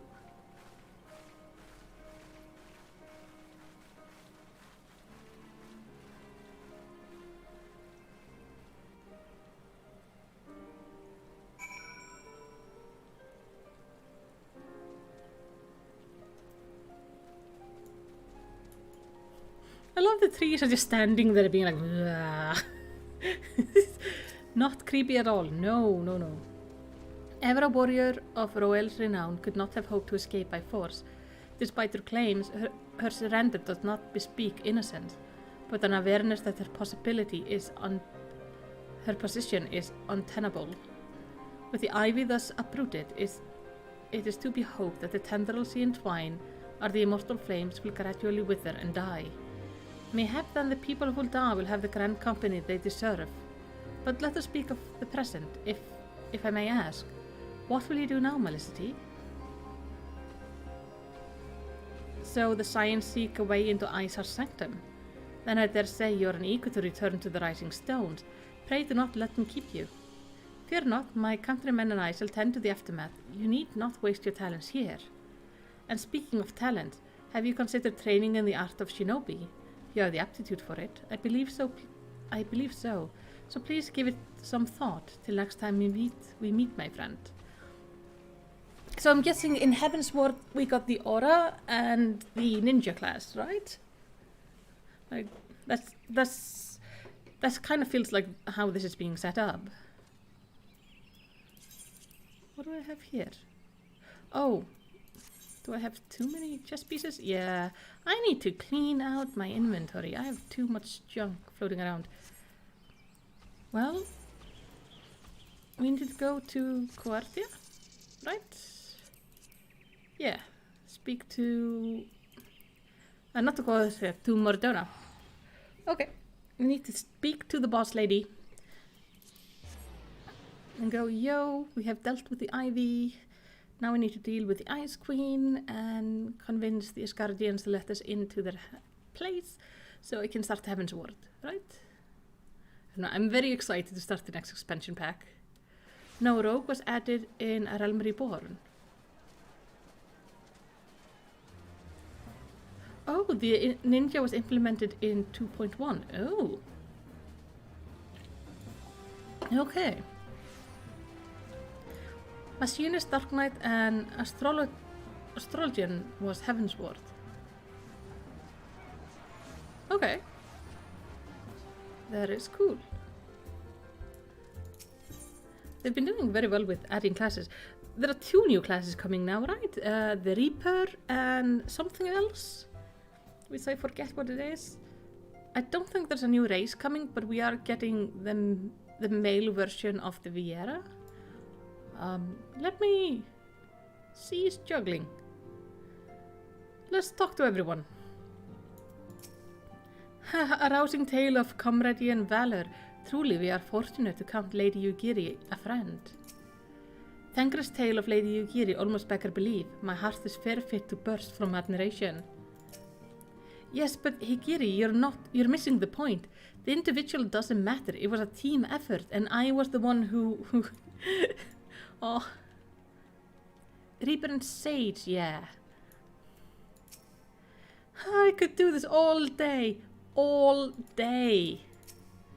I cannot go on much longer. Yes, he never stops, does he? It's a battle of wills, a struggle of supremacy. Our fighting styles may differ, but this unyielding spirit is the same in warriors the world over. I must admit this exercise of yours never fails to amuse me. While its movement appear comical, it does seem to have the desired effect. Yes, squats they are hard.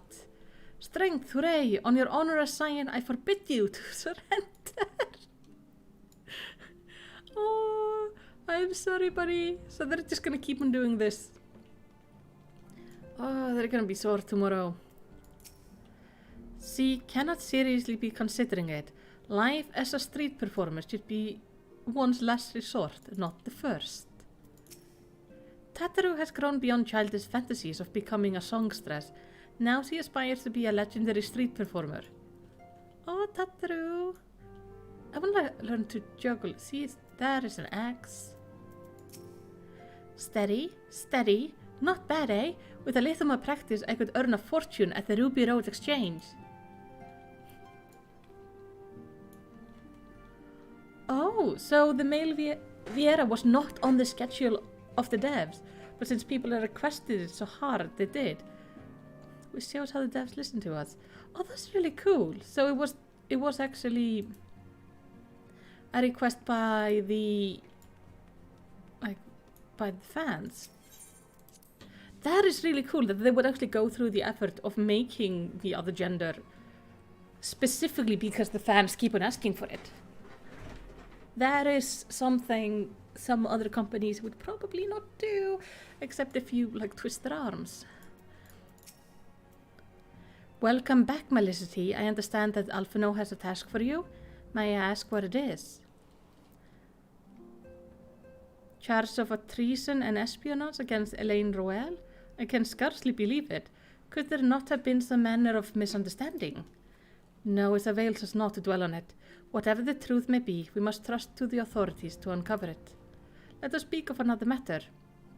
I'm pleased to report that we've made progress in our effort to find a way into Isard's sanctum.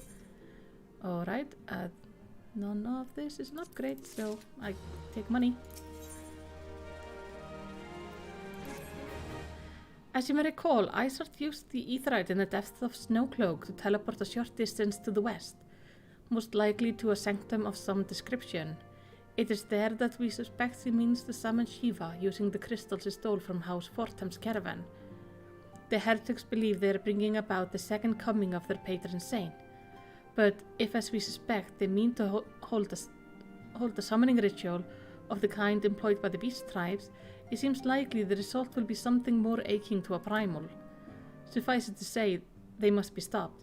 And stop them we shall, but first we must summon the obstacle that Isard has placed in our path. Ordinarily it would be a simple matter to tap into the established aetheryte and thereby follow our quarry. However, despite our best effort, we have been unable to ascertain the position of the aetheryte to which she teleported. Our prevailing theory is that she destroyed the second aetheryte upon arrival, a reckless, desperate measure, but also an effective one.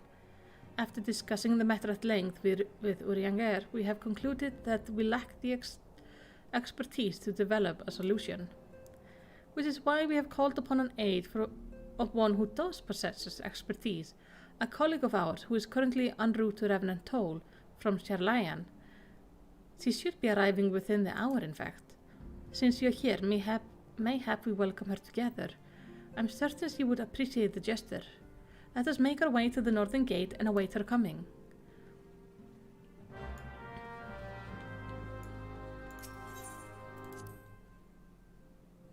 Yeah, the Sharlayans are like somewhere...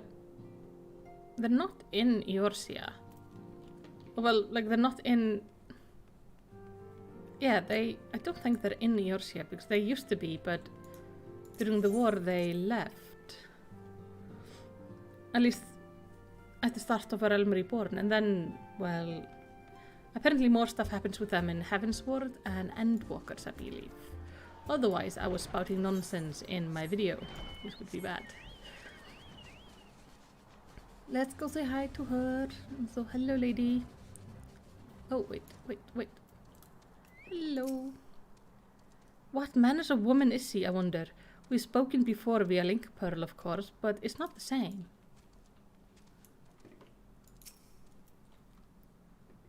Let's wait.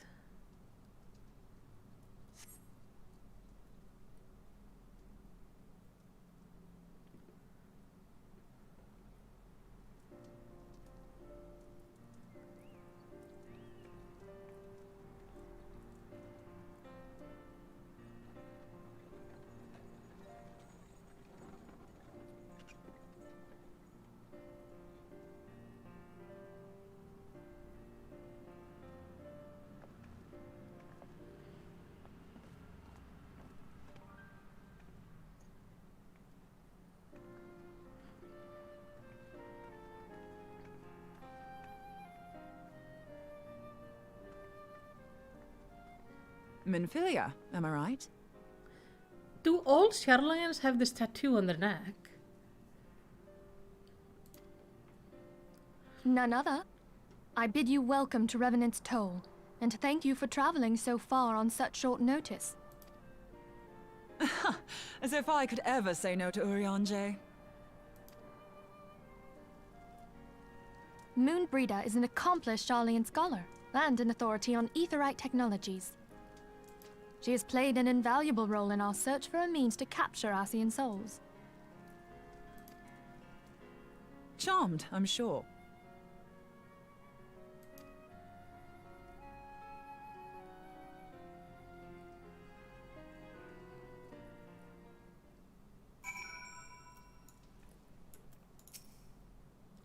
For an outpost in an Aether's wasteland, this place is a good deal livelier than I expected. Just goes to show that you never know until you know. Oh, that would be spoiler areas. Okay. Let us return to the Rising Stones at once. Then we have much to discuss. Okay, let's not talk about the tattoos then. First is spoilery. I would like to avoid that. I'm just gonna say, I've observed that everyone I know from Sharlayan is wearing those tattoos.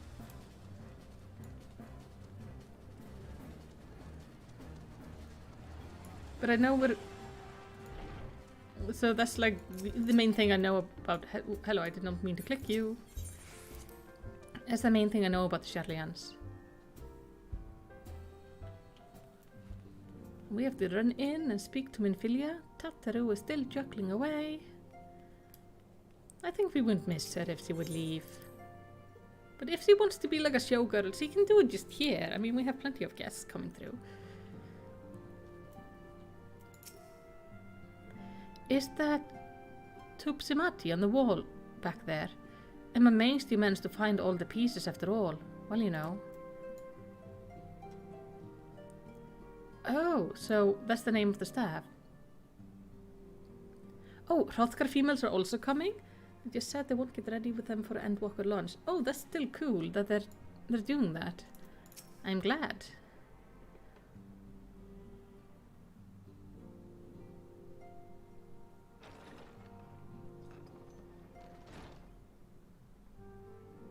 Moon! Gods, it's been ages! Oh, longer, sister. Oh, siblings. A joyous reunion indeed. Well, of course it is.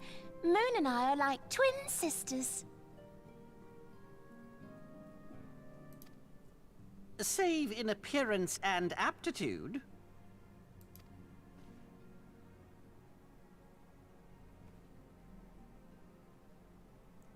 Yeah, I'm not seeing it. They're not even the Everyone, same race, I think. if I could have your attention. We have with us an esteemed guest who has come from Sharlayan to assist us. I bid Moonbreeder join us here that she might share with us her extensive knowledge of Aetherites. Also, as many of you are already aware, she has been overseeing our research into white auracite, a sample of which she has been good enough to bring with her.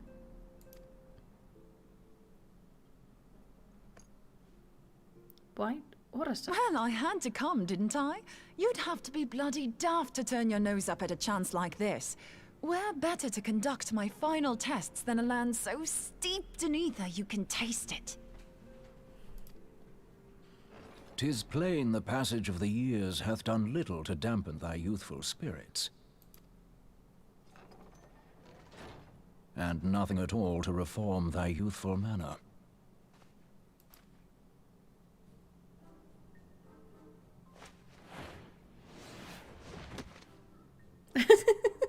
Oriange, where in the hells have you been hiding? Unhand me.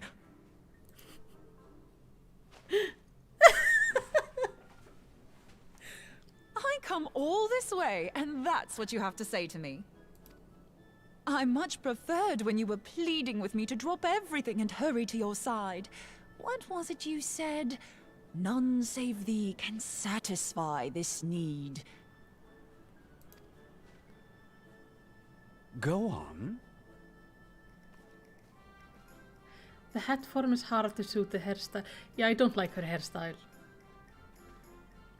It doesn't work well. You okay, buddy? Thine artless attempts to misrepresent mine all too innocent motives do thee little credit. Mine intent, as well thou knowest, was but to impress upon thee the gravity of the circumstance. Lest thou doubt, a deiform entity shall shortly be summoned, save if thou and no other grantest my compeers thine aid. You still haven't found it, then? Your missing Aetherite? Sometimes I do wonder if he was dropped on his head as a baby and that's why he speaks like this.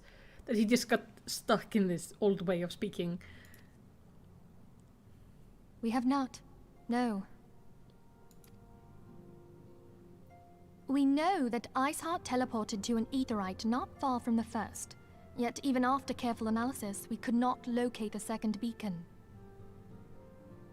We now suspect that the heretics destroyed the second Aetherite to impede our pursuit. Our allies continue to scour Snowcloak for Iceheart's sanctuary, but we have no guarantee that they will find it.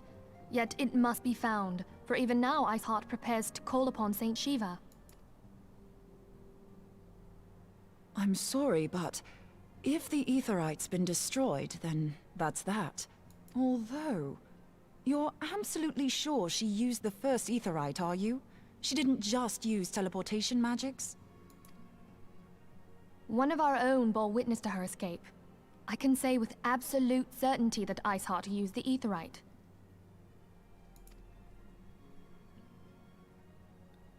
Sure. I don't know. In that case, What it would there look might be a different. way, so long as the ethereal current is still flowing. Truly? How? We use the current to recreate the beacon. As you know, Aetherites are a bit like lighthouses. We use them to reconstitute our physical forms when crossing the ethereal sea. Without them, we'd lose all sense of direction and our essence would dissipate. However, we don't rely solely on these beacons. There are currents of ether which flow between them, currents which help guide us to our destination. Now, these currents will gradually dwindle away to nothing if an Aetherite is destroyed. But if even a sluggish flow remains, we could theoretically use it to direct a surge of concentrated ether towards the void left by the beacon, and thereby fill it up again. Like opening the floodgates to fill a dry riverbed.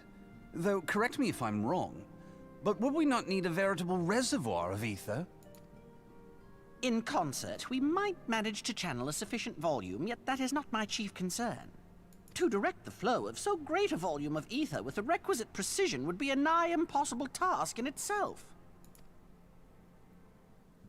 I barely succeeded in facilitating travel to an unattuned beacon. That which you describe sounds considerably more difficult.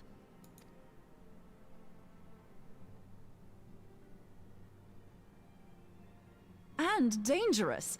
Every person who has attempted to teleport in this fashion has died in the process. They, however, did not have white aura sight at their disposal. I can use it to channel all the ether you can give me into the aetherite. However, white aura sight cannot retain ether for an extended period of time, so we would need to infuse it immediately beforehand. Just so you know, I'd confidently give this plan better than even odds of success. And if the worst comes to worst, your people won't suffer. Though it risked the lives of our best and brightest, we have not the time to seek other options. Yeah, they're not going through this. Just saying. If the ethereal current still flows, we shall carry out Moonbreeder's plan. That's the spirit. Let's roll the dice. It's very easy to agree to this plan when she's not the one going through the aetherite. It's fine. Shatter me into pieces.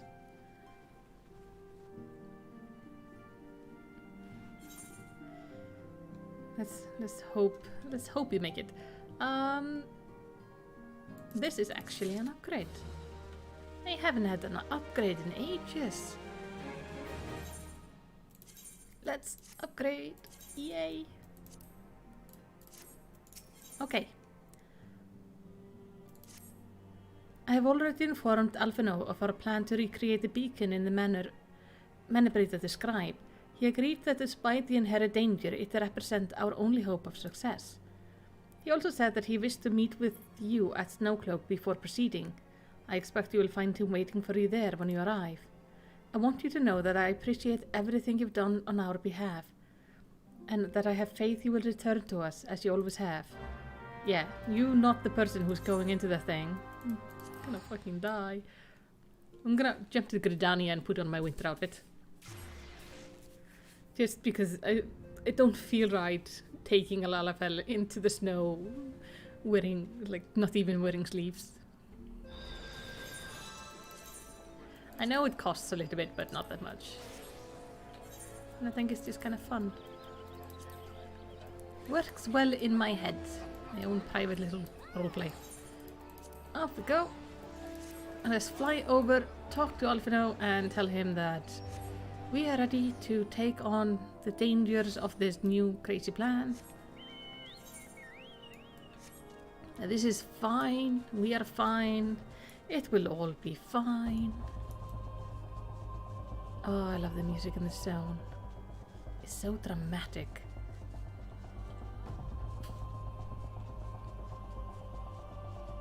There's something flying over there. Birds, I guess?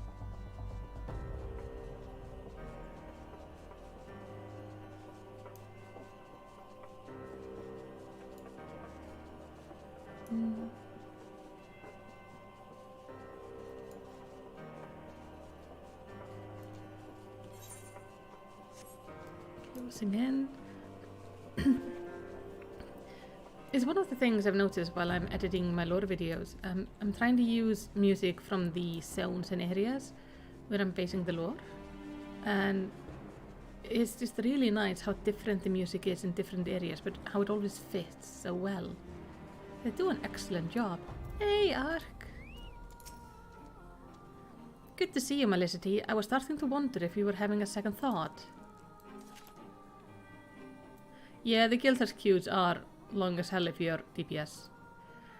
Captain Ilber sent his regard. By the way, he attends to the interrogation of Elaine Roel in Hulta even as we speak. But I shall not distract you from the matter at hand. We can discuss the ivy upon your return. I trust that by which I mean to say, the others are waiting for us at Aetherite. After you, Scion. Yeah, everybody knows that I might not make it. This tune, is it linked to, like, Alphino specifically? Or maybe the science?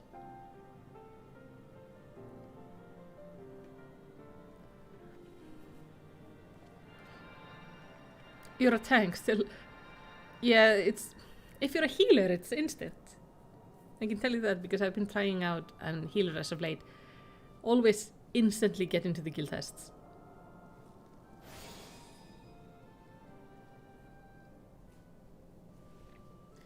There is ready.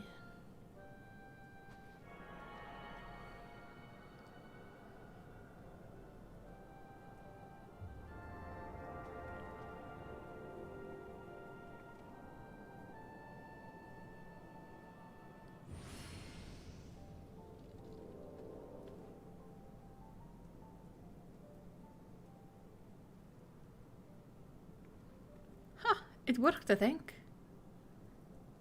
Try attuning to the thread now. Feel for the current and try to locate the beacon.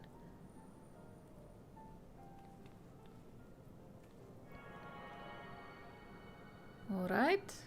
Don't kill me, please. We have done all we can, Malicity. For now, let us withdraw. When your final preparations are complete, you must seek out the beacon we have created. If by the grace of the 12 you arrive safely, you must stop Isart before she summons Shiva. I can do that. Okay, I'm guessing this is gonna be a dungeon, right?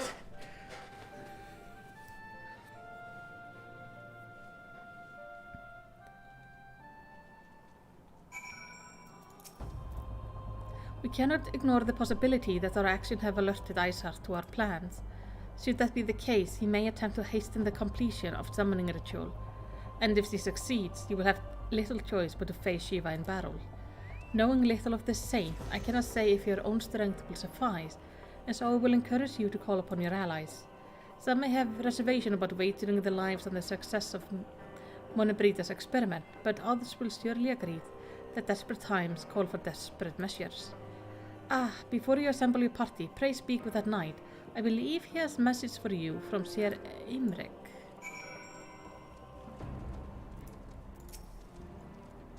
Madam, Sir Imric regrets that he could not be here in person and asks that I read you this letter. Isgard faces an unprecedented threat, yet in our hour of need it's not her knight who stand poised to defend her. Malicity Maul, the warrior of light, savior of Eorzea, your deeds this day shall not be forgotten. Where others would flee, you choose to remain. Where others would falter, you rise to the challenge. Where others would use their gift for selfish ends, you wield yours in service of the greater cause. May Helen bless you with good fortune and see you safely home. Oh, I got goosebumps. Okay.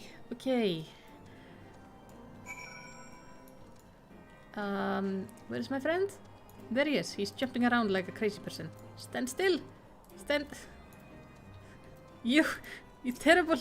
There you are. Invite to party. Yay. Okay, let me sign us up. I would not. Oh. How do I don't want Snowcloak. Let's take Snowcloak away. Join up. Oh, nice. I love when I sign up with tanks and healers. Oh, I'm sorry.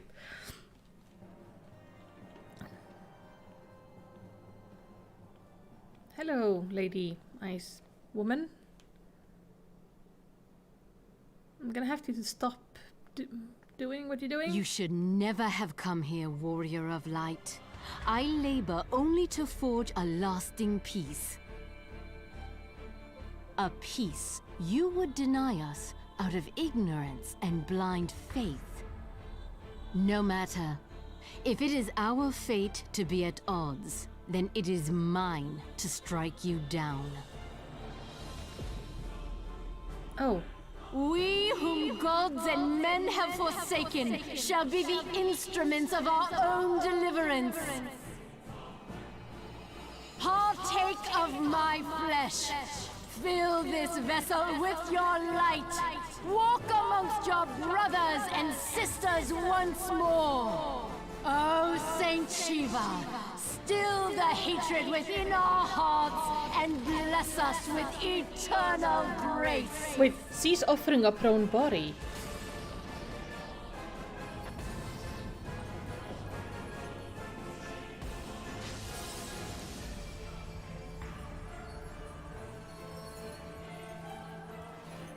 Oh shit.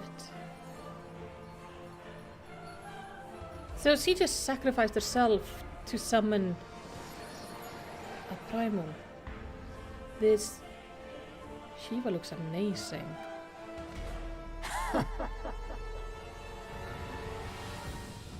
Yeah, that's not good. That's not good. That's the opposite of good. She looks so cool. I'm glad I'm wearing a coat.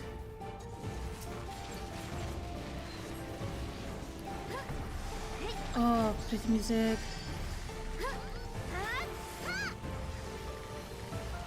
It's not fair how good the music is in this game. No, don't. Ow.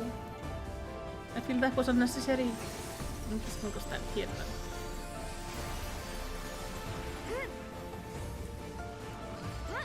Like, the people making the music in this game are amazing.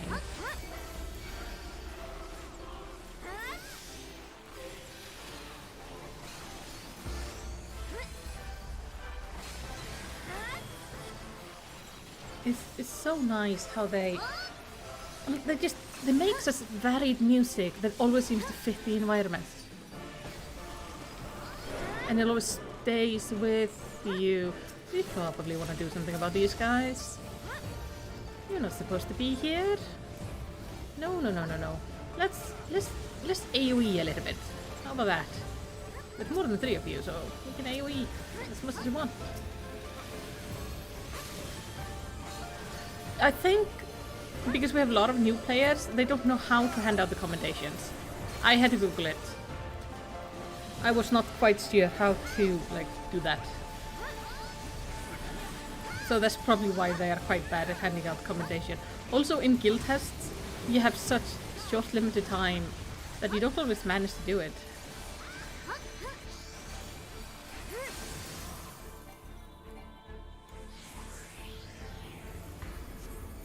Oh, what's he doing now? No?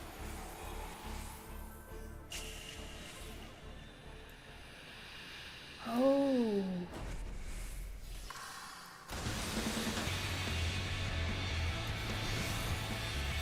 Okay. So good. Oh, we're just going full on rock now. That is amazing. We have singing.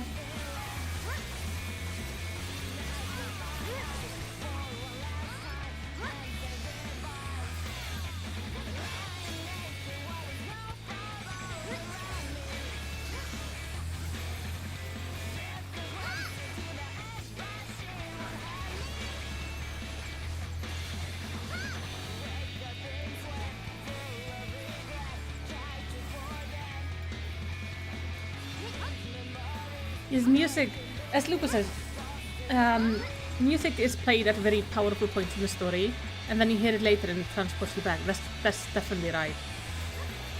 Music is amazing in creating an emotional connection.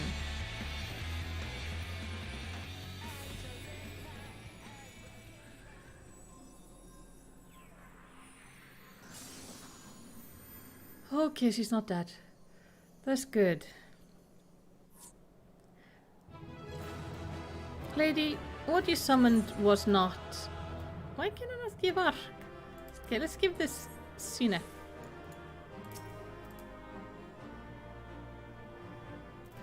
Thank you, Ark.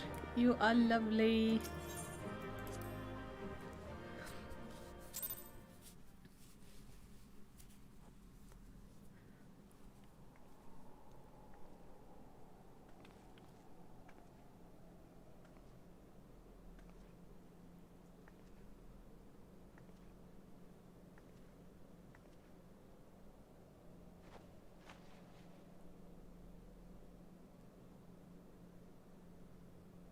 Fool.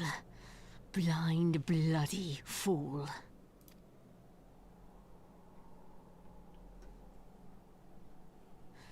You, of all people, should understand the suffering war begets.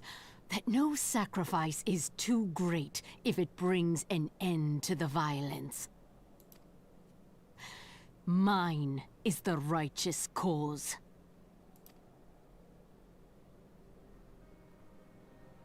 You fight in a war you do not understand.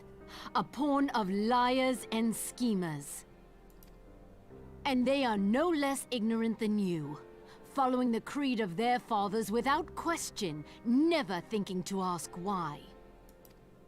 Trapped in a delusion of their own creation, and blind to the truth.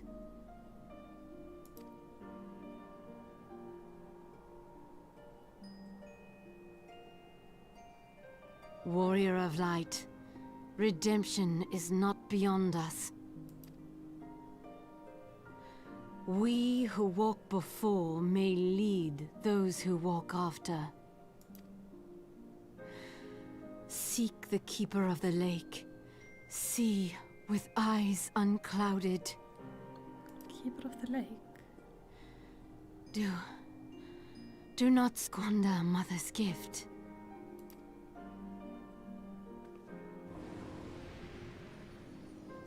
Hear, feel, think. Wait. That's what Hydaelyn said at the start of the game.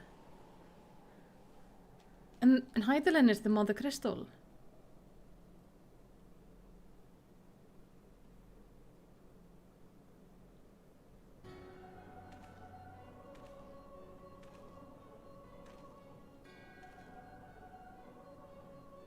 And so the vessel withdraws.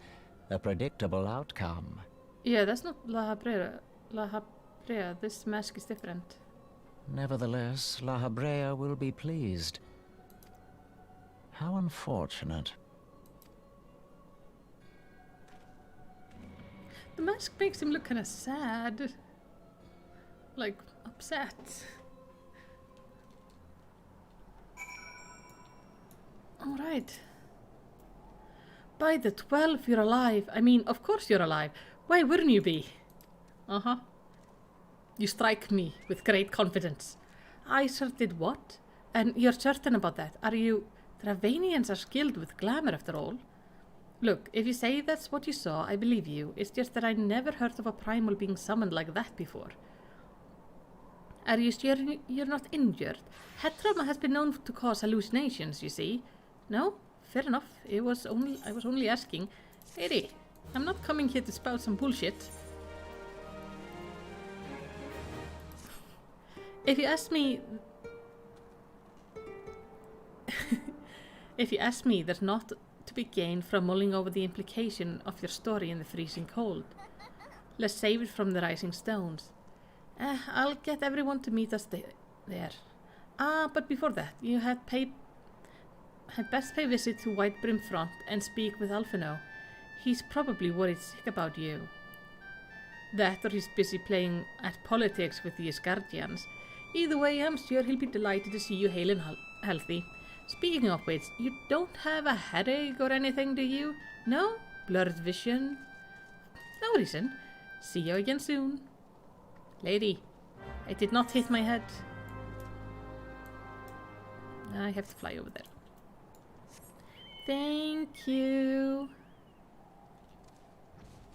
Thank you so much, Ark. It was so nice of you to help me through the dungeon. It always speeds things up because it's never fun to have to wait when I'm streaming. Like, I don't mind it most of the time because I just go do something else. But when I'm streaming, it's kinda uncomfy. Alright. They are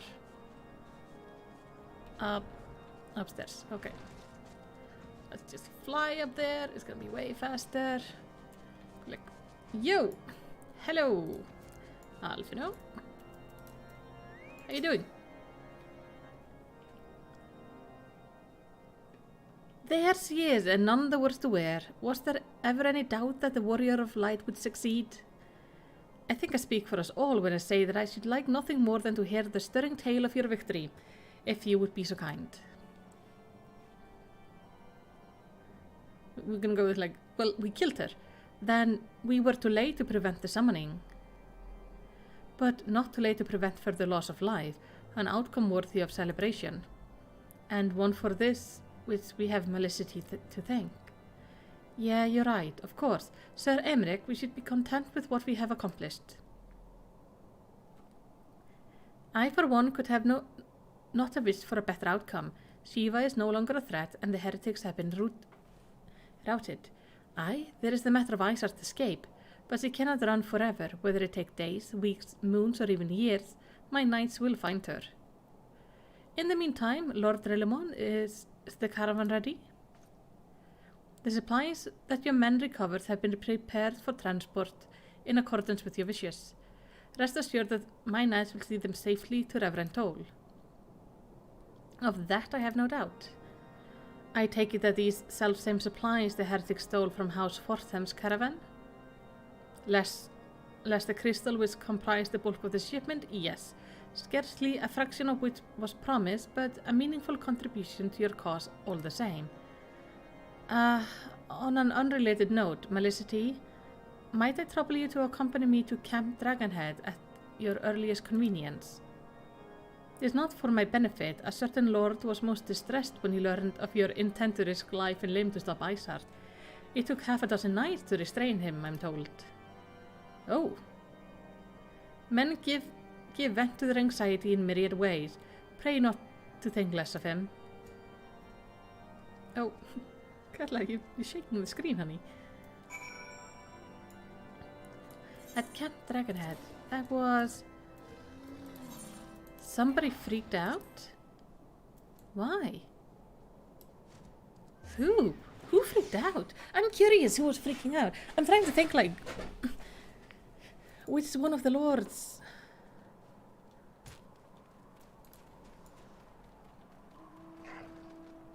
Is it Mr. Yeah, Mr. Hausen guy. Orkinfan. What were you thinking, Melicity? Wandering your very being on a dubious theory which might allow you to enter Isar's lair, knowing full well that she could have suffered sufficient forewarning to complete her ritual to summon Shiva anyway? And then engaging the abomination in mortal combat? By the fury, Melicity, 'tis the stuff of ballads, a battle tale for ages. Would that I have been there to fight by your side. Yet here I was forced to wait, condemned to wonder at the fate of a dear friend, a veritable eternity. I would not wish such torture on my most hated enemy. But you are here now, and that's what truly matters. Let us move on. Oh, Sir Emmerich wishes to have words with you and Master Alphino in private. He awaits us in the intercessory. All right. What do you think about this, Alphino? If your business here is concluded, we should attend to Sir Emmerich in the intercessory. Pray go ahead without me, Melicity. Another matter requires my attention, but I shall join you anon. Poor guy.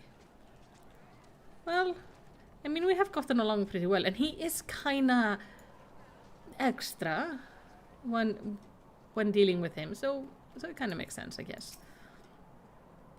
Greetings, madam. I shall show you in at once. Thank you. Please make an agreement to work together. On behalf of the Holy See of Ishgard, allow me to express my deepest thanks. Never before have we been required to contend with a primal. Indeed, there were fears in some quarters that our knights might not be equal to the task. From what we have now learned of these beings, I can say with certainty that we would have lost a great many men had the Scions not intervened. Then the argument for preemptive action should be self-evident. Perchance now you will reconsider my proposal that Ishgard move against Natalan.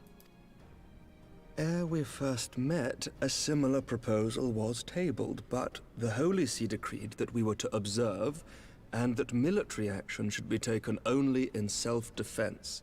All things considered, it was not an unreasonable decision. Since the calamity, 2 vigils have fallen to the Horde, while Garuda has never shown any inclination to storm the gates of judgment. Which is why this unprecedented crisis and its resolution may prompt a change in policy. You who have faced these primals know well the threat they pose. Ishgard did not. Not until now. And there is naught like a brush with death to change a man's outlook. At the very least, this should silence any lingering objections to our arrangement with Revenant's Toll. The Holy See may even feel moved to grant us its formal endorsement. So far as it is possible, the Scions shall be compensated for their service. We should be grateful for any aid you can provide. As a gesture of good faith, I shall withdraw my previous request. Your people are doubtless needed elsewhere. Oh. That will not be necessary. We, too, have a vested interest in watching Dravania's movements. I see. Once more, I must thank you. Sir Emmerich, if I may, do you truly believe that Midgardsormr could return? The heavens are a window unto truth, but those who interpret their movements are not infallible. I requested your involvement as a precautionary measure. But of course, you sought an excuse to compensate us from the first, mindful of what would happen if Revenant's Toll were taken by your enemies. Ishgard is not wont to aid its neighbors, but that does not preclude it from manipulating them to serve its own interests. Oh. Choose your next words carefully.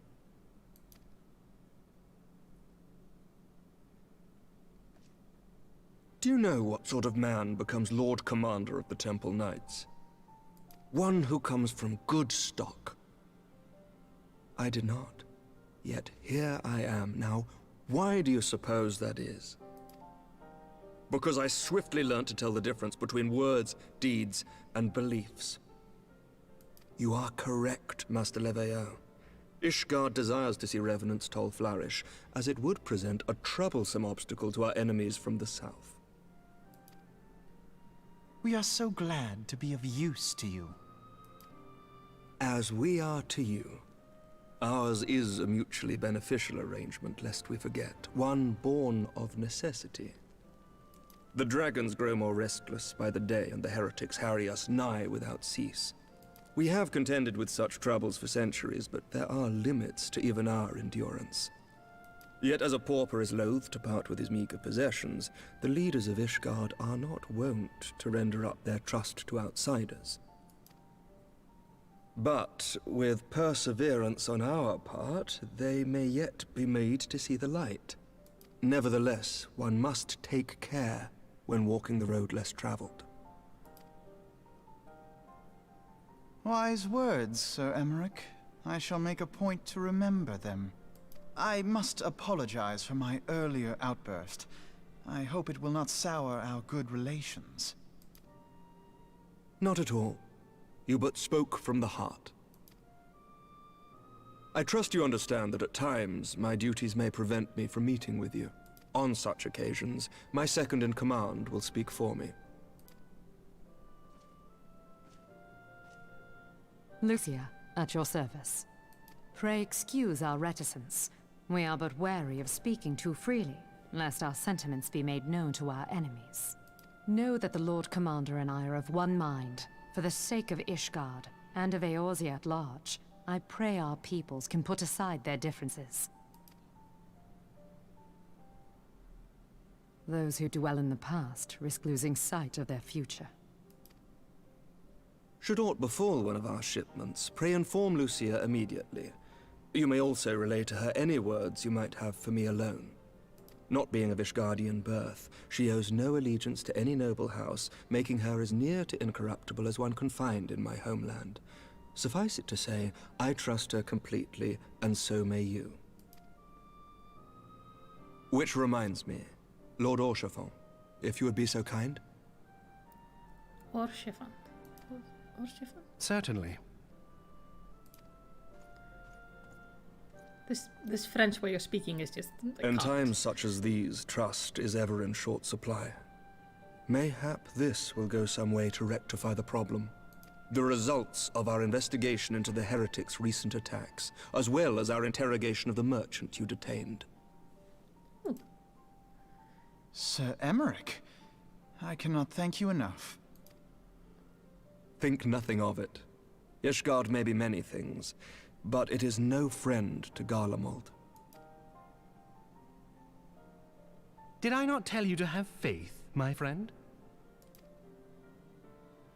Yeah, he did. Yeah, Alfino giving this that. Alfino, I think he does an amazing job being a diplomat. But I like it that sometimes it also shows through that he's, what, 14, 15? He's like a kid.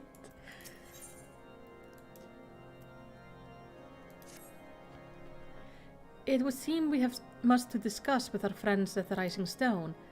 If what you say is true, Aizar's method of summoning Shiva defied all precedents.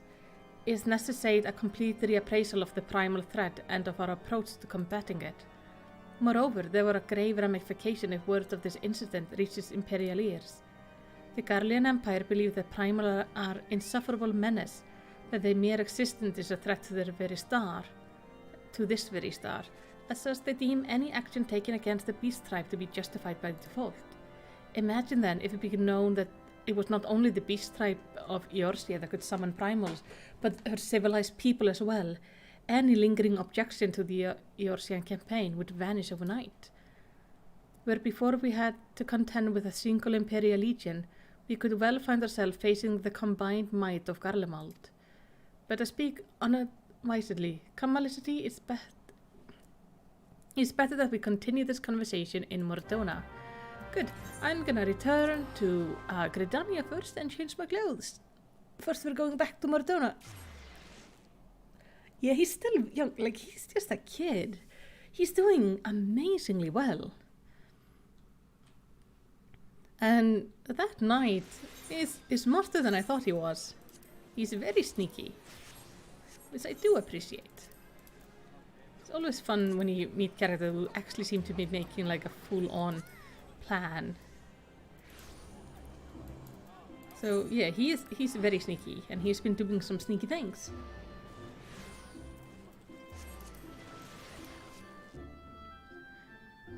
The thing, like when I was 14, I was playing video games. When I'm 30, I'm still playing video games. Alfino, he's like controlling a whole company. Handling diplomatic relations. He makes all of us look bad.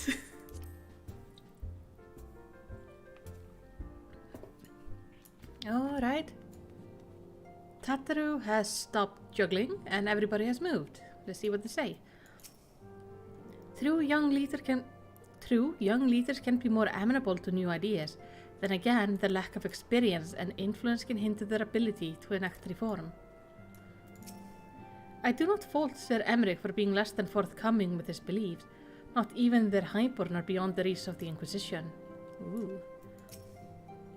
There's little fortune as far as fame in being a receptionist, but one must be realistic. Also, it would well seem that I was grossly misinformed regarding the average earning of a street performer. Yeah. Forgive me, Malicity. I thought I had prepared enough meals for everyone, but the others were most hungry. Oh, so no food for me? That's okay. Our stock of wine has nearly run dry.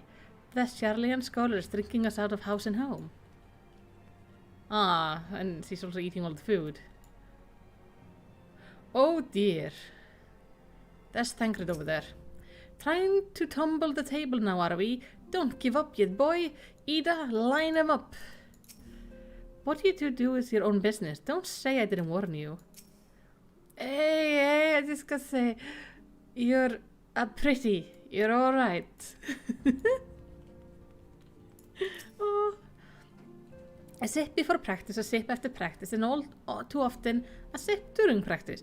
I do believe Moonbreda is having quite a bad influence on you. Calm yourself, Coltonet. It's just a little ship after practice. Clears out the cobwebs. Oh no, so she's just turning everybody into alcoholics. That's not good. We need this woman to leave as soon as possible or she's gonna mess up everything. I wonder if Thancred is just gonna walk in drunk as fuck. Minfilia, have you seen what's happening outside? It's not good. Words cannot well express how glad I am to see you return to us hale and whole. Needless to say, I am most eager to hear your account of that which occurred in Coertha, assuming you're ready to speak of it. Coertha? Not Coertha. Well, that makes sense. There's no I in it. Coertha. Okay. Excellent. I shall summon the others at once.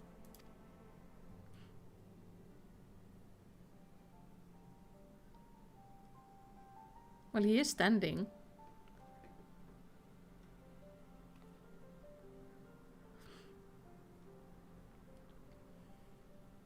Iceheart used her own body as a vessel for a primal soul?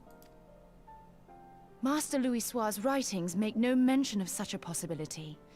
Can we be certain this entity was a primal? As certain as we can be that good King Mogglmog the 12th was a primal, I should think. Both were ostensibly summoned. Let's not quibble over definitions. Of more concern is the implication that Iceheart retained her will, even after she was possessed. We are talking about a mortal, wielding the power of a primal. It can't possibly be that easy, can it?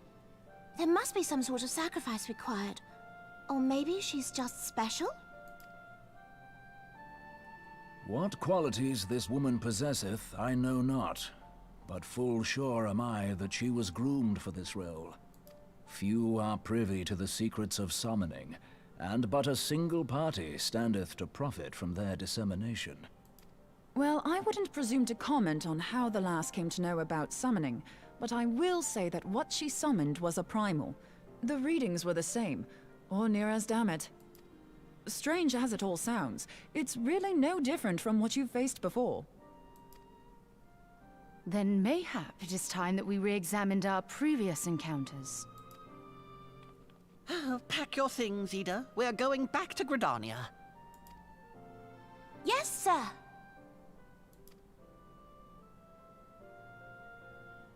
About Iceheart's final words to you. Hear, feel, think. Yeah, you know these words, right? Hydaelyn speaks to her as well. Mm-hmm. If Iceheart is blessed with the power of the Echo, she will doubtless have used it to further her goals. And that would explain why she wasn't possessed. Or could it be that it was a revelation granted her by the Echo which first set her on this path? She did say that the Ishgardians were blind to the truth. Do you think she has knowledge of the origins of the Ishgardian-Dravanian War? It would do much to explain her unwavering conviction. Did not the Lady Iceheart implore thee to seek the Keeper of the Lake? And did she not imply that in so doing thou wouldst come to see with eyes unclouded? Midgard-Zoma was a king amongst kings who reigned for centuries on end. But he is dead and his wisdom lost to the ages. Unless the Ishgardians' fears are well-founded. It would seem we have yet another reason to stand watch over the Keeper of the Lake. For a mercy, we are well positioned to do so. Iceheart, Shiva, Ascians, and Midgard-Zoma. I shudder to think how they're all connected. Hey, Carla. Nice to see you. Yeah, this is all very concerning.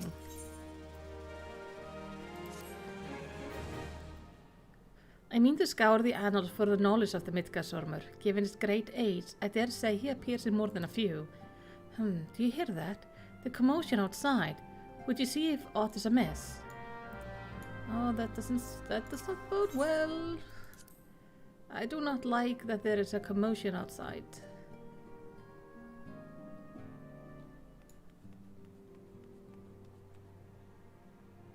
Everything seems okay.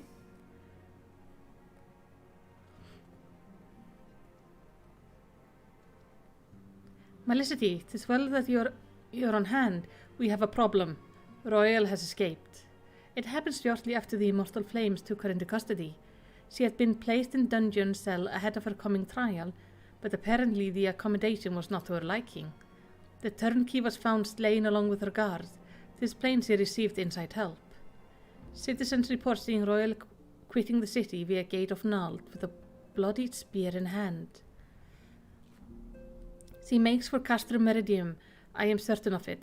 With her fate in Eorzea as good as sealed, what resource she has but to flee to her imperial... With her fate in Eorzea as good as sealed, what resource has he but to flee to her imperial masters? Even as we speak, Captain Ilbert and the First are hot upon Roel's heels. Pray make haste to Camp Bluefog and join the hunt. Oh boy. Need to get the lady. Well, true. At times, commotion can be better than silence. I can tell you, there is nothing more frightening than coming back to your classroom, not hearing a sound. That's when you know the students have done something fucking terrible. You want to hear, like, some sound. Obviously, you don't want to hear a lot of sound. Like, I'm always happy when they're, like, not super loud. But any time there is complete silence, you know something is fucked. And it's bad. Hey, Katla. Alright. Ilbert. Oh, whoa, I'm flying. She walked right through. You did not miss here. We have Rauben's decision to keep the matter secret to thank for that. Bad for morale, he said. As a result, not a single flame in the garrison made any attempt to detain her, and so here we are. Roel must not be allowed to reach Castrum Meridium. Shit. This is... yeah, that's pretty bad. Why didn't he tell them? I mean, yeah, I get it. You know, morale and all is very important, but not having this lady just walking out of prison and then just walking as he wants. Yes, silence around kids is danger. That's just... ooh. That's sadly just how it works. Where am I going? Not here. Higher up.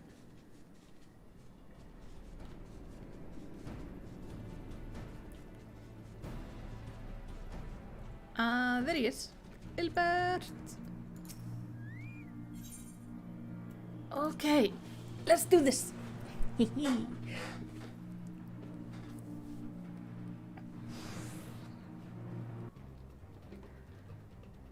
The wretch was with Roel. He threw himself at us that his mistress might escape.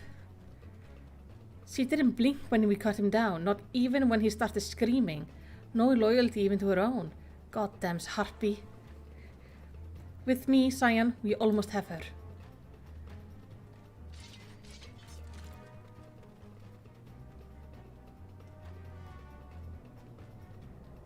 Oh, there she is.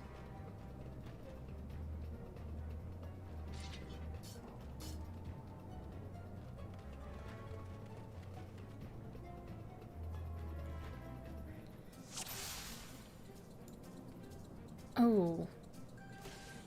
Okay, he wants her alive, kill the rest. Good, good, good.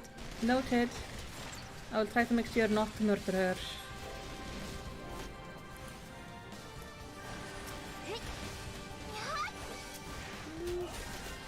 I'm just gonna go over here instead.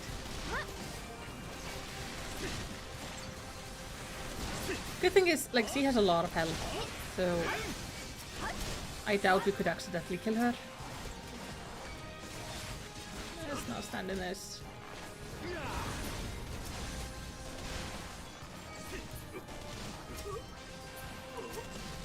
Okay, let's take down this Centurion, and we should be all good. Oh, reinforcements! Why? I don't want reinforcements. I need to capture her, not... well, we are outside this fortress, I guess. Still.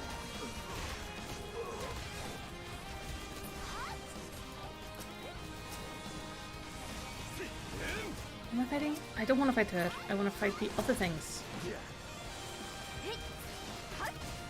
It's like so much stuff going on. I don't know what's happening.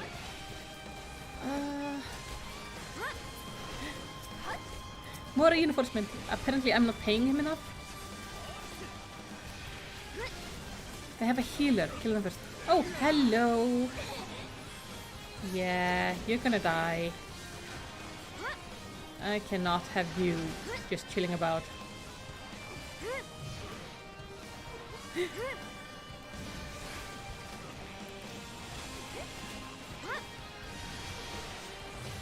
Come on, die. Thank you. Oh, the music is so good.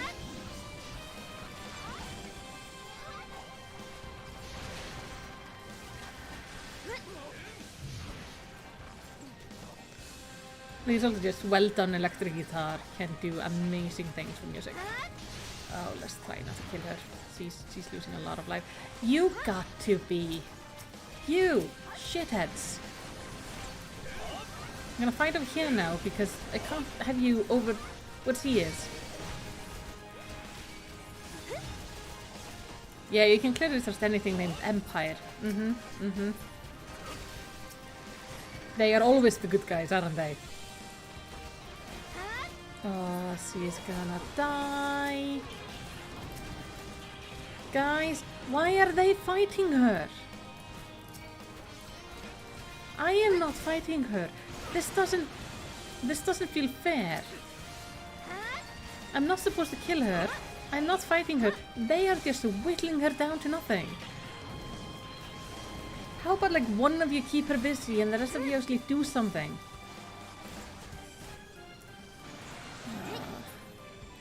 I'm gonna fail this duty because he's gonna die or something. I'm gonna have to make sure. I'm gonna do this one.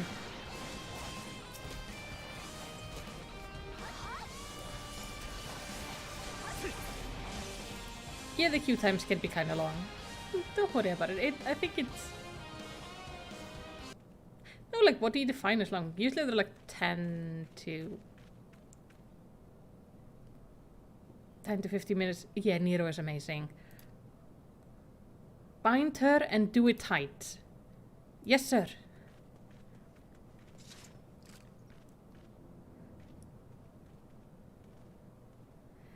Good work, man.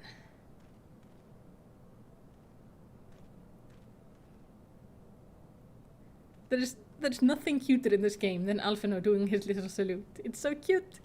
Seeing her Imperial cronies pushed us close, but we were better. Behold, the respected officer of the Immortal Flames. People looked up to you as one of the Order's founding members, one of its pillars. It saddens me to see you fallen so low. What would you know of low? You, a spoiled little lordling who has never known any want. People such as you take wealth and birth for granted. You think it's your God's-given right to rule over others. You know not of our plights, the injustice that we lowborn its guardian must endure. To the noble lords and ladies we are not people, but resources, to be consumed.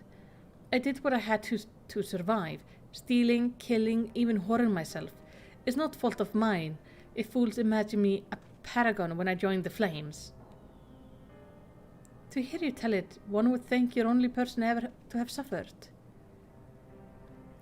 In case you have forgotten, Rauban himself was born into poverty, as was I. We lived hand to mouth, with little more than a shirt on our backs. Hunger was our constant companion. Yet never did we bemoan our lot in life, nor did we begrudge others their fortunes. We accepted the hand that we had been dealt and played it to the best of our ability. Life was a barrel, but no matter what fate threw at us, we took it on the chin and came back for more. Everything we have, we fought for. How are we any different then? It is true that we are both mercenaries of low birth, and it is true that we both had our fair share of struggles. But where I sold my sword, you, Martial, you sold your comrades. If life has taught me one thing, is that you never betray your own. I would sooner cut off my arm than raise a hand against my friend. But enough talk. You will return to Ul'dah to face justice, and the people who trust you have dragged through the gutter.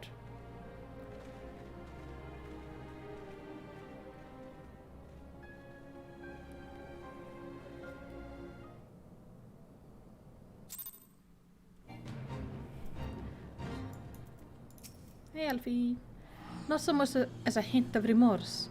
'Tis well that this sordid business is finally at end. A friend betrayed cuts deeper than steel. We must hope that we have chosen our own allies more wisely than Rauban chose his.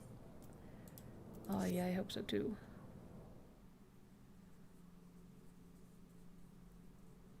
I have heard. Truly bothersome business. No, I do not foresee a problem on that front. The main concern is Rauban. There is no telling what the brute might do. Have the Blades watch him in the flames day and night. Oh yeah. You may leave the Sultana to me. I shall personally attend her grace. He's working with Lolorito. Because Lolorito is the guy who owns the Blades, I think. He will personally attend to her grace.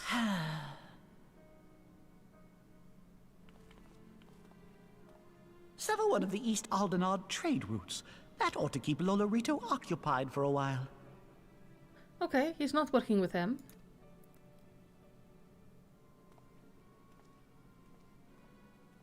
Nanamo Ulnamo. For my sake, pray be a good little Sultana to the last. God damn, he's creepy.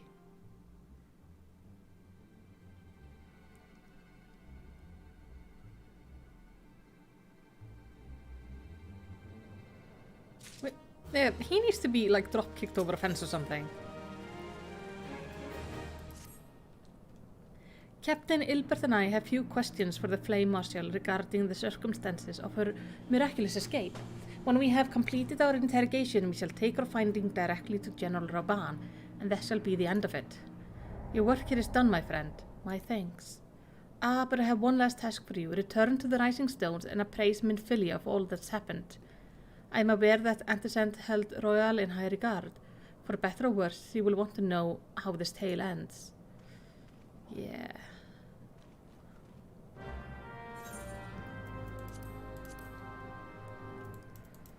Let's jump back to her.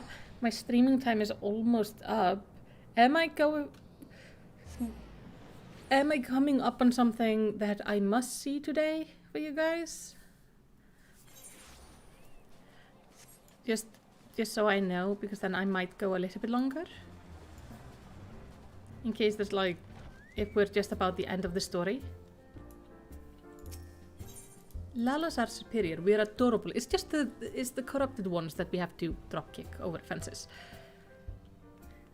And as a Lala, I wholly agree that yes, we should get the biggest person ever to dropkick them anywhere.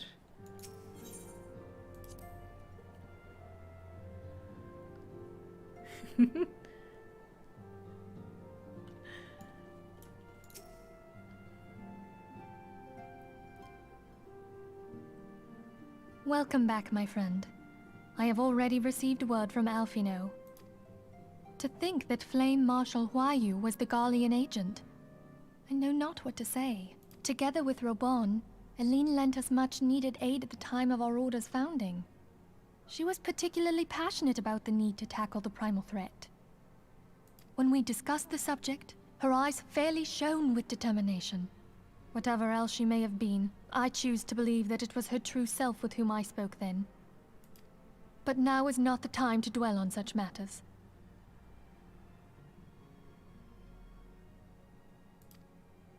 I have an important announcement to make regarding our effort to defeat the Ascians. We shall begin as soon as everyone is assembled.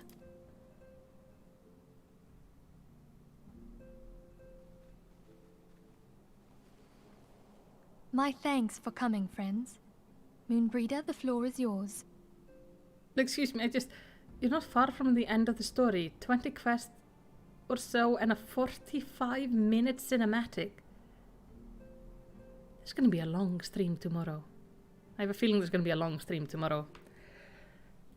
I'm gonna make sure to start By kind of early. now, I'm sure you're all familiar with white auracite, the miraculous material that'll allow us to capture Asian souls. Hey, Abe. You just come in at the end. Back at Snowcloak, we verified its ability to absorb vast amounts of ether. Alas, it leaves something to be desired in the area of stability. The stone can only store ether for a short while before expelling its contents. In addition to auracite's inherent limitations, we must needs be wary of our enemy's strength. Our foe draweth upon an infinite wellspring of power. Even should we succeed in entrapping him, the stone will not long contain his wrath. Meaning that, if we want to kill the swine, we'll have to be quick about it. 'Tis our belief that an Asian soul may be permanently undone, if smitten by a sufficiently concentrated burst of pure ether.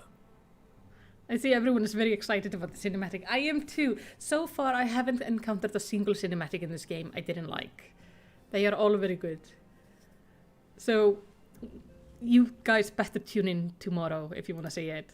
The Like only live. trouble is, we can't say for sure how concentrated the burst needs to be. Without knowing how much ether an Asian soul is composed of, we're basically guessing. Our sole clue lieth in thy struggle with La Habrea. During that encounter, Heidelin bid you forge what she called a Blade of Light, a weapon which took the form of a luminous stream of energy. Based on your description, we believe the blade with which you vanquished your foe was composed of ether. Admittedly, your victory proved ephemeral, as La Habrea was able to use a crystal of darkness to flee into the space that lies between our world and the void. The fact remains, however, that Heidelin placed the means to destroy the Asians in your hands. Be that as it may, it would be unwise to assume that she will do the same when we next encounter such a foe. Quite so, my lady. We must needs find the means to forge our own blade of ether. What? That is all well and good, but it seems to me that producing such a blade will require a prodigious quantity of ether. Whence will it come, pray tell? Oh, what if we had 2 pieces of white auracite? One to trap the Asian, and the other to store the ether for the blade. Oh, nice try. But it's as I said, the stone won't hold ether for any length of time. We'd still need to collect the stuff there and then, sorry to say. And therein lies the rub. Finding a way to create the blade whenever and wherever we choose. 'Twould seem more research is in order. I'm going to linger a while, perform a few more tests on the auracite. And I could do with some help. Urianger, why don't you lend me a hand? Mine apologies, but I am required at the Waking Sands. Lady Minfilia hath given me sole charge of the premises. 'Twould be unseemly to leave them unattended. Sole charge, you say? So you're basically alone there, then? Well, that settles it. I'll just have to come to you.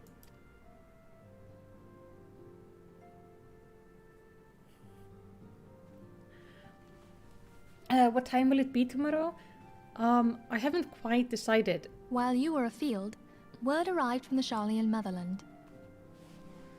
But it's gonna be probably like in the earlier parts of the day. I'll put up the stream today so you can see it. Like, you will recall that a the survey next hour, party when was it's gonna be. dispatched to investigate the incident of the Isle of Vow. What they discovered was troubling, to say the least. According to the report, the Isle has been erased from existence. 'Twas as if a hole had been torn in the very fabric of reality. Aye, yet the mystery endeth not with the Isle's disappearance. It hath come to light that a number of scholars in various other locales were reported missing at a similar juncture. That is odd. What's more, they all had something in common with the head of the students of Baldessian. Every last one of them was researching a phenomenon called dimensional compression, or the rejoining as the ancient texts call it. I'll be damned if that's a coincidence. All indications suggest Asian involvement, but I sense that a force greater still is at work. The entity the Dark Beings call the one true God. We must pray that my dear friend Kryl regains consciousness soon. If she bore witness to the Isle of Val's final moments, she may be able to shed some light on this mystery.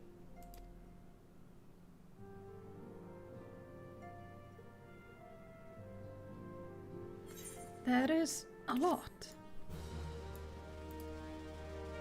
There's a lot to go through, so I might catch some live after work. I hope so. I'm gonna... So this is where I'm gonna take a break tonight. We are still watching cinematics, okay.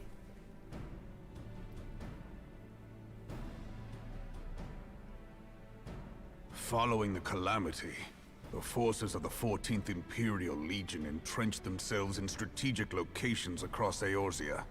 So swiftly did they accomplish this, it was suspected that they had received help. To think that it came from Huayu, my right hand. Excuse me, what? That's not how that's spelled at all. That is just... No. There is more. We have reason to believe that Huayu didn't deal exclusively with the 14th. She also answered to a higher authority in Garlemald. But this higher authority could not have been the Emperor. By consenting to the Media Project, Solus Zos Galvus showed himself to be more concerned about preventing the spread of primal influence than claiming Eorzea for the Empire. He would happily have seen the lot reduced to ash. We believe a number of high-ranking figures within the royal household were against the decision, but that they knew better than to oppose the Emperor openly. Of course, this didn't prevent them from making clandestine provisions, in which Huayu played a part. Alas, these provisions did not prevent Dalamud from falling, and the ensuing chaos changed the face of the realm forever. Yet Eorzea survived. To all intents and purposes, the Meteor Project had failed, and the Empire was left to rue its lack of a decisive means to eliminate the primals. Until, that is, it stumbled upon the Ultima weapon. Even before the accursed thing was dug up, it seemed to me the 14th had the might to overwhelm our weakened armies. Yet they chose to hide behind their walls. Why? The Black Wolf was wary of making the denizens of Eorzea desperate, lest more primals emerge to bleed the land. The discovery of the Ultima weapon, however, emboldened him to resume his war of conquest in earnest. But there was one in Garlemald who believed that Van Belsar's actions were premature. One who stood higher in the Imperial Army's chain of command. He ordered the Legatus to halt his advance, only to find that the Black Wolf had slipped its leash, and that the 14th now acted alone. In a bid to bring Van Belsar to heel, he used the agent he had planted in Ul'dah prior to the calamity to undermine the Legion's efforts. A man who outranks Van Belsar, yet opposed the late Emperor's decision to annihilate Eorzea. This could only be the former High Legatus of the Garlean army, now known as Emperor Varus Zos Galvus. So he was Huayu's true master. But one of several in actual fact. We've learned that even as Huayu served the Empire's interests, she sold Imperial secrets to a certain faction in Eorzea. In so doing, she helped to maintain the status quo, thus prolonging the conflict. Considering who stands to profit from war, it isn't hard to imagine who her other masters were. Seven hells! You mean to say that she was a double agent? Huh, triple, if you consider her services to Van Belsar and the new Emperor as separate. As neatly as these pieces seem to fit, one aspect of the puzzle remains unclear to me. By whose will was the Marshal feeding intelligence to the heretics? And try as I might, I fail to see how aiding their cause would profit either her Imperial or Monetarist masters. Could it be that another hand is at work here? If so, Huayu must be made to reveal whose it is.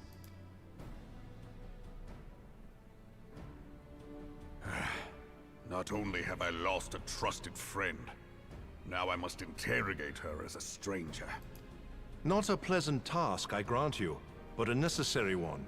Unless we weed out the ivy, root, stalk, and stem, it will simply grow back. I know that full well. Those closest to Huayu have already been detained, and I will question them alongside her. General, pray keep in mind that there may be unwitting abettors among them. All will be treated fairly. On that you have my word. Those who are innocent have no cause to fear. You have ever been a friend of truth, General. I hope the unpleasant task of weeding out falsehood will not detain you too long. Though it be for the sake of Eorzea, doubting one's comrades is poison to the soul. And with that, I take my leave. I feel so sorry for Alban.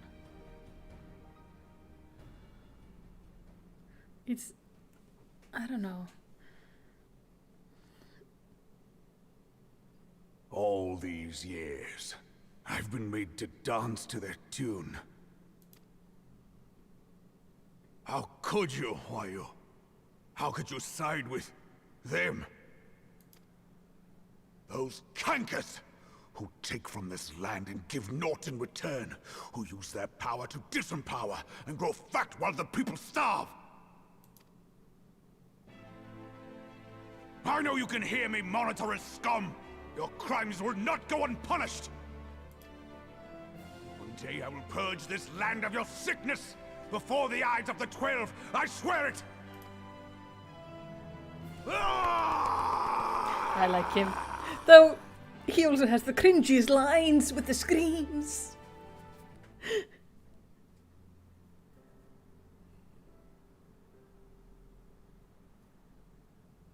I am in the endless cinematic. I shall have no further need of you this day.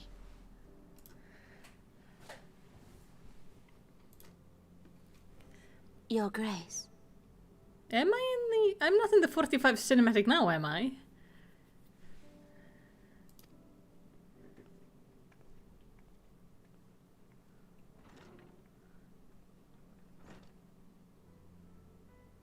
I fear that not even mine own chambers shall remain private for long. Has the situation grown so grim? Ever since he proposed the Cartano Reclamation Bill, Teleji Adeleji has risen to greater prominence upon the backs of impoverished refugees. The monetarists were ever united in their pursuit of profit, but the man's actions have torn a rift in their ranks. They snap at each other as rabid dogs. I like her. Yet now is not the time to be bickering among ourselves. Oh, it's good that he warns you. If this bickering is a threat to law and order, might you not have grounds to dissolve the syndicate? Would that the solution were so simple, Admiral. Alas, my moving to dissolve the syndicate is certain to spark outrage among the influential merchant class, whom the Cabal represents. This would serve to exacerbate the current unrest, and peace would slip still further away. Be they rich or poor, natives or refugees, all who reside in Ul'dah have a right to pursue happiness. If I am to perform my duty, I must needs tread warily. It would not do to make enemies heedlessly. Were Lord Lolorito here, he would doubtless say that I have my head in the clouds. A ruler is required to take a wide view.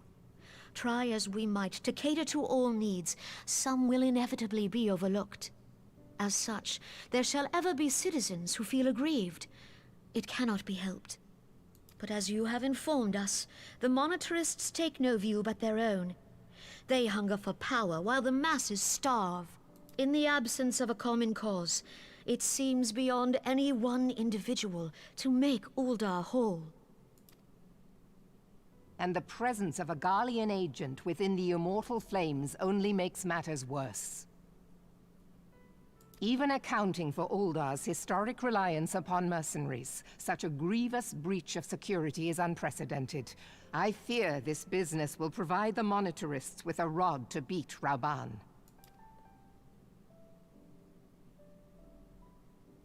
Eorzea can ill afford for the immortal flames to be dampened now. Ere long, the Garleans will turn their ravenous gaze toward our lands once more. If we are to resist their might, our nations must stand together. Yet for this to happen, our nations must be whole. Cannot be done to improve the situation in Ul'dah. Oh. The true wealth of Ul'dah lies in the health, happiness, and hopes of her citizens. Alas, the citizens shall never know these things, so long as their lives are ruled by the ambitions of the few. The monetarists claim to represent the best interests of the people, but in sooth they desire only to manipulate them for their own selfish ends. For the government to serve the people, it must be formed of the people. For Ul'dah to move forward, it is not only the Syndicate that must be dissolved. Which is not... Nay, you jest.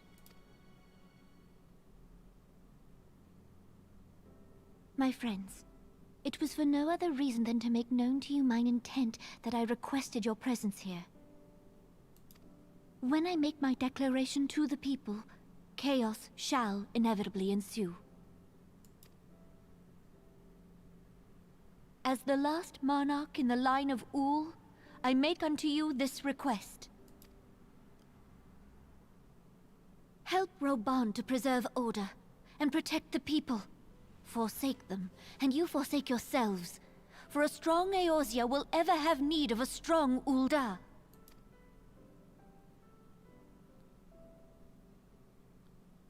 Your Grace, are you certain of this? There is no other way. When the time is ripe, the nation shall become a true republic. Both royalists and monetarists shall cease to be. Ul'dah will no longer belong to kings or queens or merchant princes, but to her people. That is such a risky thing to do.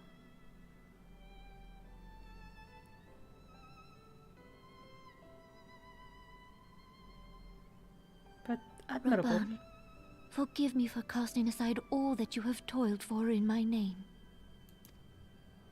Beyond this gesture, I am powerless to help my subjects. Oh, I just want to go and give her a hug. That is intense. Well, that's gonna be... Oh, I got a new weapon. This...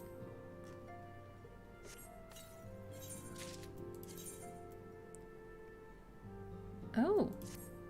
Rosenboyen means the bow of roses. What does it look like? It's hideous. I hate it. I'm gonna convert it to my other bow when I go next to town. But for now, just thank you so much for like joining me from the stream. I'm gonna put up the second stream soon, so you can see exactly when tomorrow is gonna be. I'm gonna have to like find a place to take a picture, so I can be ready. Oh, so I will see you guys tomorrow, where we will finish A Realm Reborn, so we can get into Heavensward. But for now, just thank you so much for watching, and I hope you have the loveliest of lovely days.